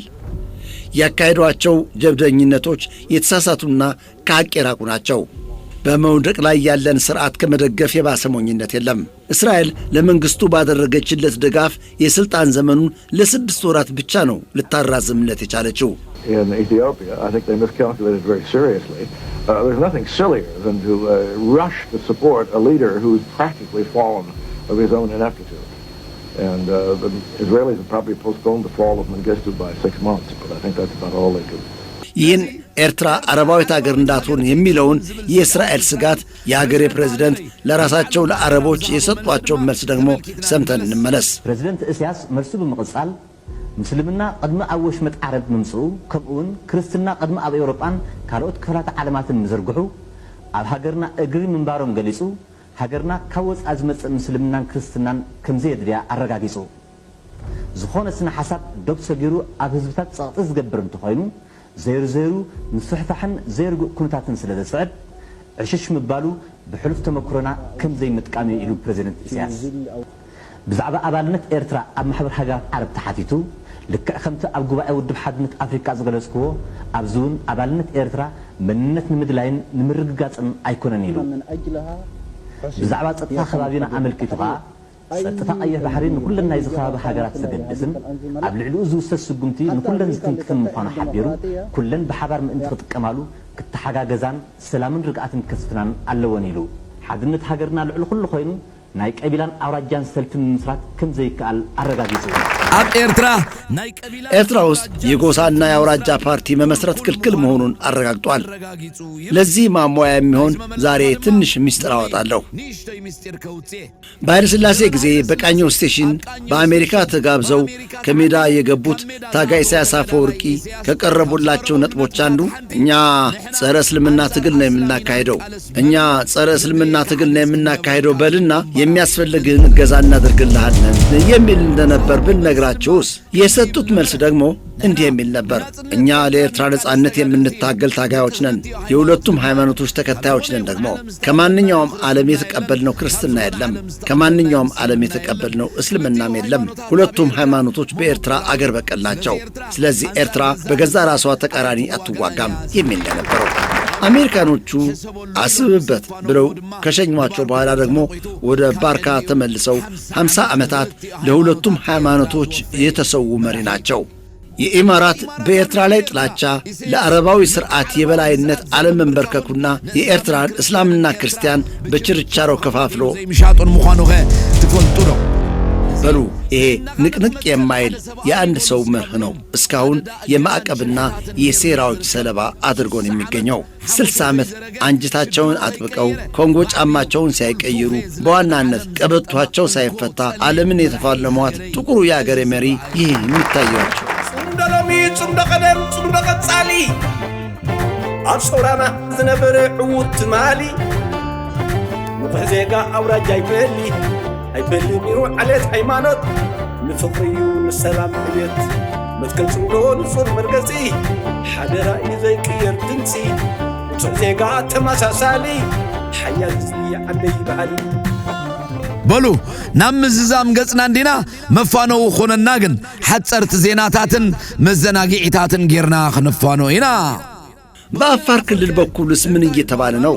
በአፋር ክልል በስውር የብልጽግና ፓርቲ ሴራዎች ላይ ያነጣጠረ እምቢታ ቀጥሎ ይገኛል። ያ በኮንዶባ የታየው ተቃውሞ ወደ ሌሎች እንዳይስፋፋ የሰጋው አወል አርባ ዑንዴ የጸጥታ ኃይሎች በማሰማራት ማሰርና ደብዛ ማጥፋትን ተያይዞታል። በነጻ መሬት ስም በኮንዶባና አካባቢዋ መሽገው የነበሩና ሕዝብ ያሳደዳቸው ሽፍቶች በሌሎች ከትግራይ ጋር በሚያዋስኑ አካባቢዎች ሊያሰፍራቸው እየጣረ ቢሆንም እንኳ ሕዝብ ግን በጠንካራ ተቃውሞ ላይ ጸንቶ ተቀባይነት አሳጥቷቸው ይገኛል። ወደ ሌላ ስንሸጋገር ሰራዊቱ በፋኖና ኦላን ሰራዊት የሞትና የምርኮ ሰለባ እየሆነ ያለበት የብልጽግና ስርዓት የደጋፊዎችን ሞራል ለመጠገን ሬድዋንና ጌታቸውን በአፋር ክልል በተለይ ደግሞ የቢሮ ወረዳን እንዲጎበኙ ማድረጉ ይታወሳል። ይህ ሁለት ዓላማዎች የነበሩት አንደኛው ለፕሮፓጋንዳ፣ ሌላው ደግሞ መተንፈሻ ላጣው ልቅምቃሚ ሰራዊት ሌላ አቅጣጫ ቢገኝለት ከሚል እሳቤ ለመወያየት ያህል ነው። አሁን እዚህ ላይ ፈገግ አደርጋቸዋለሁ። የጨቅላው ቢሻሻ ሰራዊት ምን እያሉ ነው? ኢሳያስ አፈወርቂ ያልጠበቁት ክስተት ከአሰብ በ80 ኪሎ ሜትር ርቀት ላይ በምትገኘው የቡሬ ከተማ ላይ ተፈጥሯል። ጉዳዩ የተፈጠረው ምንድነው? ቡሬ በኢትዮ ኤርትራ ጦርነት ጊዜ ከፍተኛ መስዋዕትነት የተከፈለበት አካባቢ እንደሆነ የታወቀ ነው። ታዲያ ኢትዮጵያ የአሰብ ወደብና ወደ ቀይ ባህር መግቢያ ቁልፍ ጥያቄ ማቅረብ ከጀመረችበት ጊዜ ጀምሮ የተለያዩ ባለስልጣናት ወደ ኢትዮ ኤርትራ ድንበር አካባቢ ላይ በተደጋጋሚ ጉብኝት ያደርጋሉ። በቡሬ ከተማ ላይ ግን ዛሬ የተፈጠረው ክስተት ለኤርትራው ፕሬዝዳንት ኢሳያስ አፈወርቂና ለኤርትራ ባለስልጣናት ትንግርት ሆኖባቸዋል። በቡሬ ከተማ ላይ የጠቅላይ ሚኒስትሩ የምስራቅ አፍሪካ ጉዳዮች አማካሪ አቶ ጌታቸው ረዳን ጨምሮ ሬድዋን ሁሴን፣ ሌሎች ከፍተኛ የፌደራል የመንግስት ኃላፊዎች እንዲሁም ደግሞ ሚኒስተሮች እንዲሁም ደግሞ የመከላከያ አዛዦችን ጨምሮ በቡሬ ከተማ ላይ ዛሬ ተከስተው ጉብኝት አድርገዋል። የነዚህ ባለስልጣናት ወይም ደግሞ ኢትዮጵያን የወከሉ ልዑክ ቡድኖች በቡሬ ከተማ ላይ መገኘታቸውን ተከትለው ከ80 ኪሎ ሜትር በላይ ያለው የአሰብ ከተማ ላይ ትኩሳቱ እየተንገበገበ ይገኛል። እንደሰማችኋት ምስኪን ወይዘሮና እንደነ ናትናኤል መኮንን፣ ሲሳይ አጌና፣ ኤርሚያስ ለገሰ የመሳሰሉ በሕይወት የሞቱ ሰዎች ምን የሚል ፕሮፓጋንዳ እየነፉ ነው? እነ ቦርካቸውና ሬድዋን ከአሰብ በ40 ኪሎ ሜትር ርቀት ላይ ደረሱ የሚል ነው። እርስ በርሳቸው ስለሚጣረሱ ደግሞ አንዳንዶቹ 80 ኪሎ ሜትር ይላሉ ማለት ነው። ይህች ወይዘሮ እንደቀባጀረችው ማለት ነው። እሷን ነግረዋት ነው። እኔ ደግሞ እሷ ያልሰማችውን አሁን ነግራታለሁ። እንዳታመልጣችሁ ይዛችሁ ጆሮ ግንዷን ደግፋችሁ አሰሟት። እንቀጥል ወዳጆቼ። ከይታድመኩም ሒዝኩም እዝና ደጊፍኩም በመሐርኛ ተርጉምኩም አስምዕዋ እንዲያሞ ረካው ቦይ ሐዝበል ሲኞራ የሻዕቢያ የስለላ ራዳር የታለላለው ደግሞ ይኸው እነዚያ ከወላጅ አልባ ሕፃናት ማሳደጊያ ገዝቷቸው የአብይ አህመድ ልጆች የሆኑት ሬድዋንና ጌታቸው የደረሱበት ቦታ ከአሰብ በስተደቡባዊ ምዕራብ 230 ኪሎ ሜትር ያህል ርቀት ያለው ቦታ ነው። 80 ኪሎ ሜትር ያህል ቢቀርቡማ ኖሮ ሁሉም ኬላዎች ተከፍተው እንኳን በደህና መጣችሁ የሚሉና የሚቀበሏቸው ሌላ አካላት ነበሩ። የበሻሽ ዛሬ ጥቁር የሐዘን ካባ ተላብሰው ሌላ ዜና በመስራት ላይ በተገኙ ነበር። ወደ አስቂኙ የራዳር ስለላ ልመልሳችሁ ደግሞ ያዙ። እንግዲህ እነዚያ ሄዱ የተባሉት ሁለት ኃላፊዎች ሬድዋንና ቦርካቸው ረዳ እነሱን የሚያጅቧቸው 4 የክልል ኃላፊዎች ነበሩ። እነሱም አምባሳደር ሐሰን አብዱልቃድር፣ አህመድ ሁሴን ኤሊሳ፣ አህመድ ሻሚ፣ ሼህ ዓሊ መሐመድ ማሕሙድ ናቸው። መኪኖቹም 13። ስለዚህ እነዚያ 13 መኪኖች ለእያንዳንዳቸው 4 ጋርዶች ነበሯቸው። በድምሩ 13 በ4 ተባዝቶ 52 ጋርዶች ነበሩ ማለት ነው። እነዚያ 6 ኃላፊዎች አሳፍረው የነበሩት ደግሞ 3 ጋርድ ከነበሯቸው 18 ጋርዶች ጭነው ነበር ማለት ነው። ስለዚህ ለእያንዳንዱ ሰው 35 ጋርዶች ለአንድ ሰው ማለት ነው። እንዲህ አይነት ጥበቃ እየተደረገላቸውም እፎይታ አልነበራቸውም። ሳይበላ ይቅርብን የሚያስብለው ሁኔታ ደግሞ እንዲህ አይነቱ ነው። ስለዚህ እነዚህ ሁለት አሳማዎች ከአሰብ በ230 ኪሎ ሜትር ርቀት ላይ ወደሚገኘው ቢሩ ወደ ተባለ ቦታ ነው የሄዱት። ቡሬ ከተባለው ቦታ ያሉት ግን እነዚህ ናቸው። እባካችሁ ቢሩና ቡሬን ለይታችሁ ንገሯቸው። አብይ አህመድም ነግሬህ ነበር። እነዚህ የሚዲያ ሰራዊት ለዚህ ሥራ ብቃት የላቸውም። ስለዚህ አሽከሮችን ቀይር። ጽንሑ ትስደድዋ አልግባብ ቢልና ከዚሁ ጋር አያይዘን የአወል 40 ዑንዴን ብልሹ አስተዳደር የተቃወሙ የገዋኔ ወጣቶች ያንን በመሃላቸው ሰንጥቆ የሚያልፈው የአዲስ አበባ ጅቡቲ መስመር በመዝጋት ሰላማዊ ሰልፍ አካሂደዋል። የእነዚህ ወጣቶች ጥያቄ በዋናነት ከ1 ዓመት በላይ የቀጠለውን ንጹሕ የመጠጥ ውሃና ምግብ አቅርቦት ጥያቄ ሲሆን እንዲሁም የ8 ወራት ያህል ደሞዝ እንዳልተከፈላቸው ነው። እነዚህ ወጣቶች የመኪና ጎማዎችን በማቃጠል የተለያዩ መፈክሮችን አንግበው ነው የመስመሩን አስፋልት የዘጉት። የትኛውን አስፋልት ያላችሁ ይሆን? የጅቡቲ አዲስ አበባን መስመር ማለት ነው። በመካከላቸው ልባም ካለ አቅጣጫው ግልጽ ነው ወዳጆቼ። ያ አወል ስዒድ የጅቡቲ አዲስ አበባ መስመር የሻዕቢያ ቤላ ኃይሎች ሊያፈራርሱት ይችላሉ ባለ ጊዜ ሲያጓጉዛቸው የሰነበተው ሰራዊት የት ገቡ ታዲያ? ስለዚህ ለገዋኔ ወጣቶች መቆጣጠር ያልቻለ የአብይ አህመድ የጸጥታ ተቋም የሻዕቢያን የስለላ አውታሮች ሊቆጣጠር ይችላል ብሎ የሚያስብ ካለ የዋህ ነው በሉልኝ ወዳጆቼ። ባለ ሀብሀብ ጭንቅላቱ ጻድቃን ስለ ኤርትራ ብዙ ነበር የሚናገረው። እኔ መልስ ልሰጠው የሚመጥነኝ ስላልሆነ ይህን ወራዳ ጀነራል መሳይ መኮንን ይመልስለት። በህወሓትና በፌዴራል መንግስቱ መሃል ጦርነት ሲካሄድ የጻድቃን ጥያቄ በወቅቱ የትግራይ ህዝብ ተበደለ ወይም የትግራይ ህዝብ ጋር የተያያዘ አልነበረም። ከኤርትራ ከሻዕቢያ መንግስት ጋር ከኤርትራኖች ጋር ባለው ጸብ ምክንያት በጣም ይፈራቸው ነበር። አብይና ኢሳያስ አፈወርቂ በነበራቸው ግንኙነት ከፍተኛ ስጋት ውስጥ ከወደቁ የትግራይ ፖለቲከኞች ወይም ወታደራዊ ሹማምንቶች አንዱ ሌተናል ጀነራል ጻድቃን ነው። እንደውም እሱ ባለበት ፎቅ ላይ ኤርትራውያን ቤት ተከራዩ ሲባል ከዛን ጊዜ ጀምሮ ታይቶ አይታወቅም እዛ ህንጻ ላይ አሉ። ይፈራል። በቃ የዛፍ ላይ እንቅልፍ ነበረም። በኋላ ላይ ኤርትራኖቹ እየመጡ ነው ከአብይ ጋር ተጣምረው መቀሌ ሊደርሱ ነው የሚል የሆነ ወሬ ሲወራ ነው ሮጦ ጫካም የገባው ራሱን ለማዳን ነው። ትልቁ ጸቡ ከሻዕቢያ ጋር ነው። ትልቁ ጸቡ ከኤርትራ ባለስልጣናት ጋር ነው። አሁንም በአብይ አህመድና በኤርትራ ባለስልጣናት መሃል ፍቺው መቋረጡን፣ ፍቺው መፈጸሙን፣ ሰንሰለቱ መበጠሱን፣ ግንኙነቱ ሙሉ በሙሉ መቋረጡን ሲያረጋግጥ ነው ከአብይ አህመድ ጋር ሄዶ የተለጠፈው። ምናልባት አብይ አህመድ ያው ታቋል ነገ ደግሞ ሊገለበጥ ይችላል አብይ አህመድ ጋር ቋሚ ነገር የለም ስለዚህ አንዳንድ ጊዜ የሚደገፈውንም ነገር በደንብ የተረዳ አይመስለኝም ሌተናል ጀነራል ጻድቃን ገብረትንሳኤና አሁንም ፌደራል መንግስቱ ላይ እንደዚህ አይነት ነገር እየመጣ ነው እነዚህ ሰዎች በመከት የትግራይን ህዝብ ማዳን ነው ይላል የትግራይ ህዝብን 1 ሚሊዮን የሚሆን እኮ ያለቀው በአብይ አህመድ እና በእነሱ ማል በተፈጠረው እኮ ሽኩቻ ነው የስልጣን ይሁን ሌላ ነገር ምናቀው ነገር የለም ዛሬ ለትግራይ ህዝብ አዛኝ ሆነ የመጣበት ማነው አብይ አህመድን ተለጥፎ የትግራይን ህዝብ አድናለሁ ብሎ በዚህ አይነት መልኩ የመጣበት ሁኔታ በትግራይ ህዝብም ዘንድ ትዝብት ላይ ነው የሚወድቀው የሰውዬ የመጣው ነገር ለደብረጽዮን እንጂ ለጻድቃን ጥሩ ነገር አይመስልም ለደብረጽዮን በዚህች አጋጣሚ አፈር ልሰው ሊነሱ ተዘጋጅተዋል የአፍሪካን ሰንተር አትላንቲክ ካውንስል ምክትል ዳይሬክተር ሚስ ሮን ዋይን ብሩቶን ያለችውን ደግሞ እናዳምጥ I've recommended that the US government stop personalizing politics.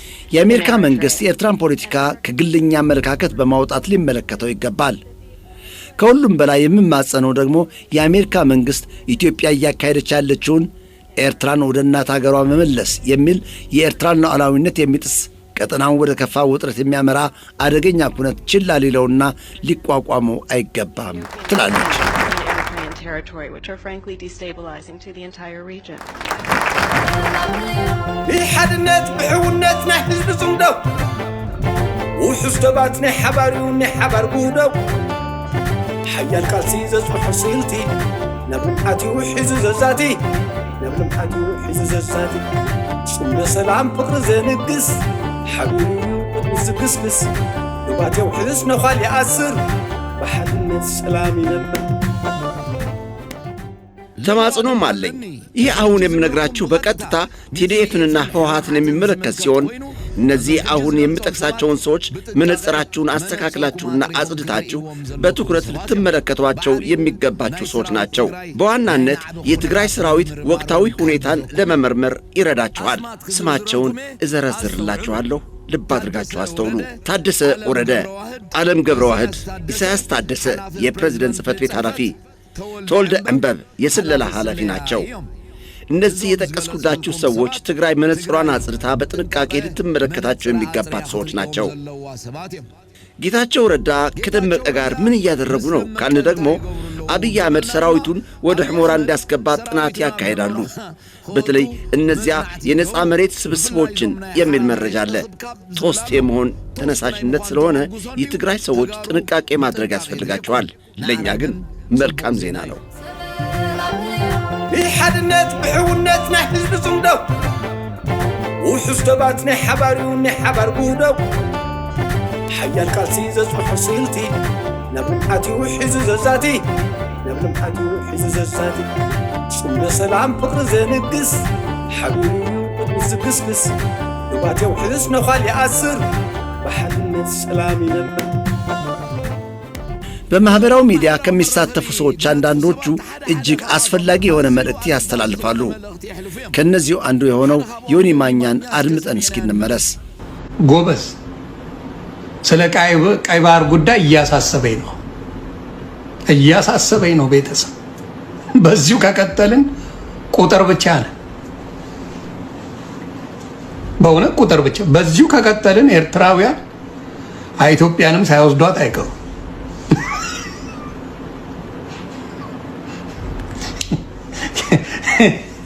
በዚሁ ከቀጠልን ቀይ ባህርን እናስመልሳለን ብለን ሙሉ ኢትዮጵያን ወስደው ኤርትራ ብለው እንዳይጽፉባት ጥንቃቄ ያስፈልገናል ተው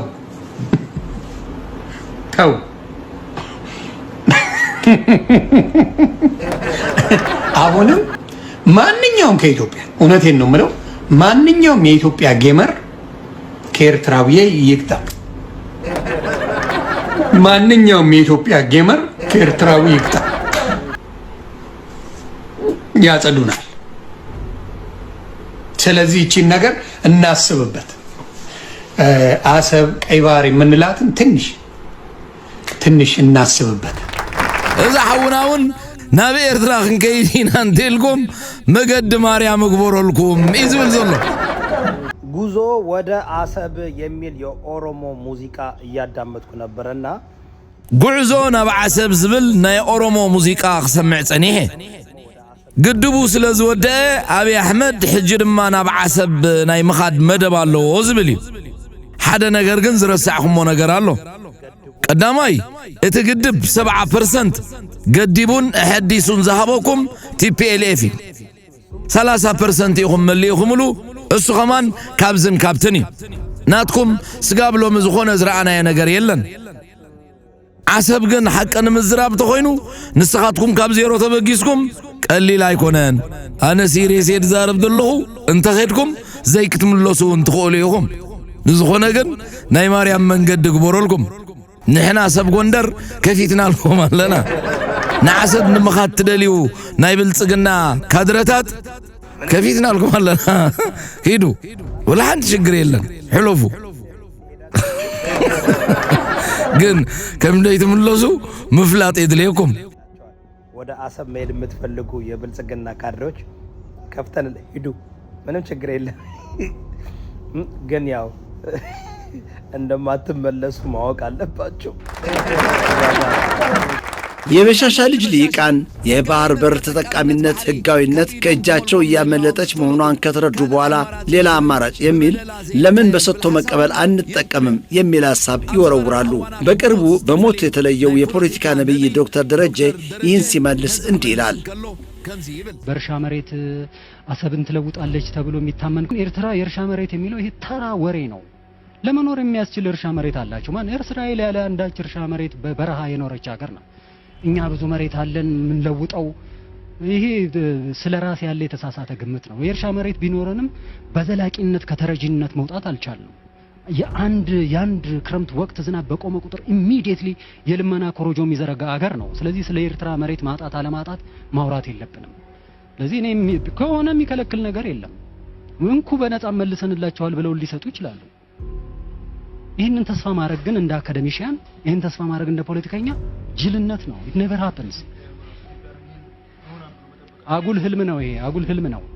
ሀገራት መሬት ሲፈልጉ ለመሬት ሲጋደሉ ነው እንጂ መሬት ጥንትና አላስካና ምናምን ተሸጠዋል። ኦኬ we're no more in that በዛ ዘመን ላይ አይደለንም። መሬት አለኝ አምጡ የሚል ነው እንጂ እንኩ መሬት የሚል መንግስት ይመጣል ብዬ አላስብም። ይህንን ደግሞ በጣም ከሰማይ የራቀ ተራ ቅዠት ተስፋ አድርጎ ለብሔራዊ ችግር እንዳንድ አማራጭ አድርጎ ማውራት አጠቃላይ ችግሩን በጣም በወረደ ደረጃ መመልከት ማለት ነው። ስለዚህ ስመተው ነው የሚሻለው። ያለ አሰብ ሰርቫይቭ ማድረግ እንችላለን። ሀገር የሚዘርፍና የሚያጠፋ ኃይል ባይኖር ኖሮ ያለ ወደብ ማድረግ እንችላለን። ትሩ ኢትስ አ ቢግ ትልቅ የሆነ ጉዳት ነው እንደ ሀገር። ለደሃ ሀገር ደግሞ በበኋላ ላይ ቆርቆር እንደማለት ነው። ግን ስቲል we could have a decent life ሜቴክ ምጥጥ አድርጎ የበላውን ገንዘብ ለብሔራዊ ልማት አውለ ነው ቢሆን ኖሮ የተሻለ ሁኔታ ውስጥ እንሆን ነበር። ስለዚህ ያለ ወደብ መኖር አይቻልም የሚለው የማይሆን ትርክት ነው።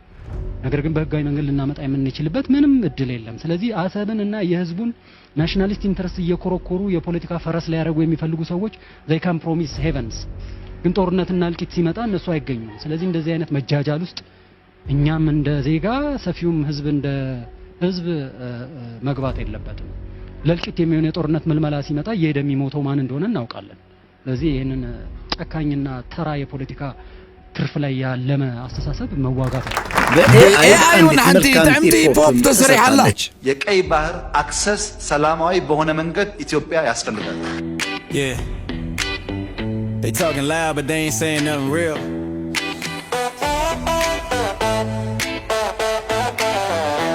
Let's set the record straight.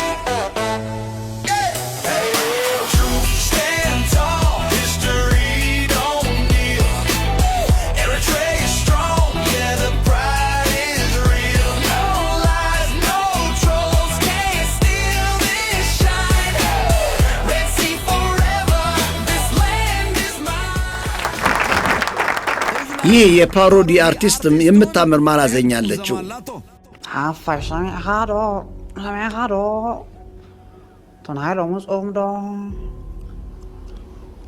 ሻዕብያ ፀውዕለ ዝጎደለኒ ከመላዓለ ሻዕብያ ፀውዕለ ዝጎደለኒ ከመላዓለ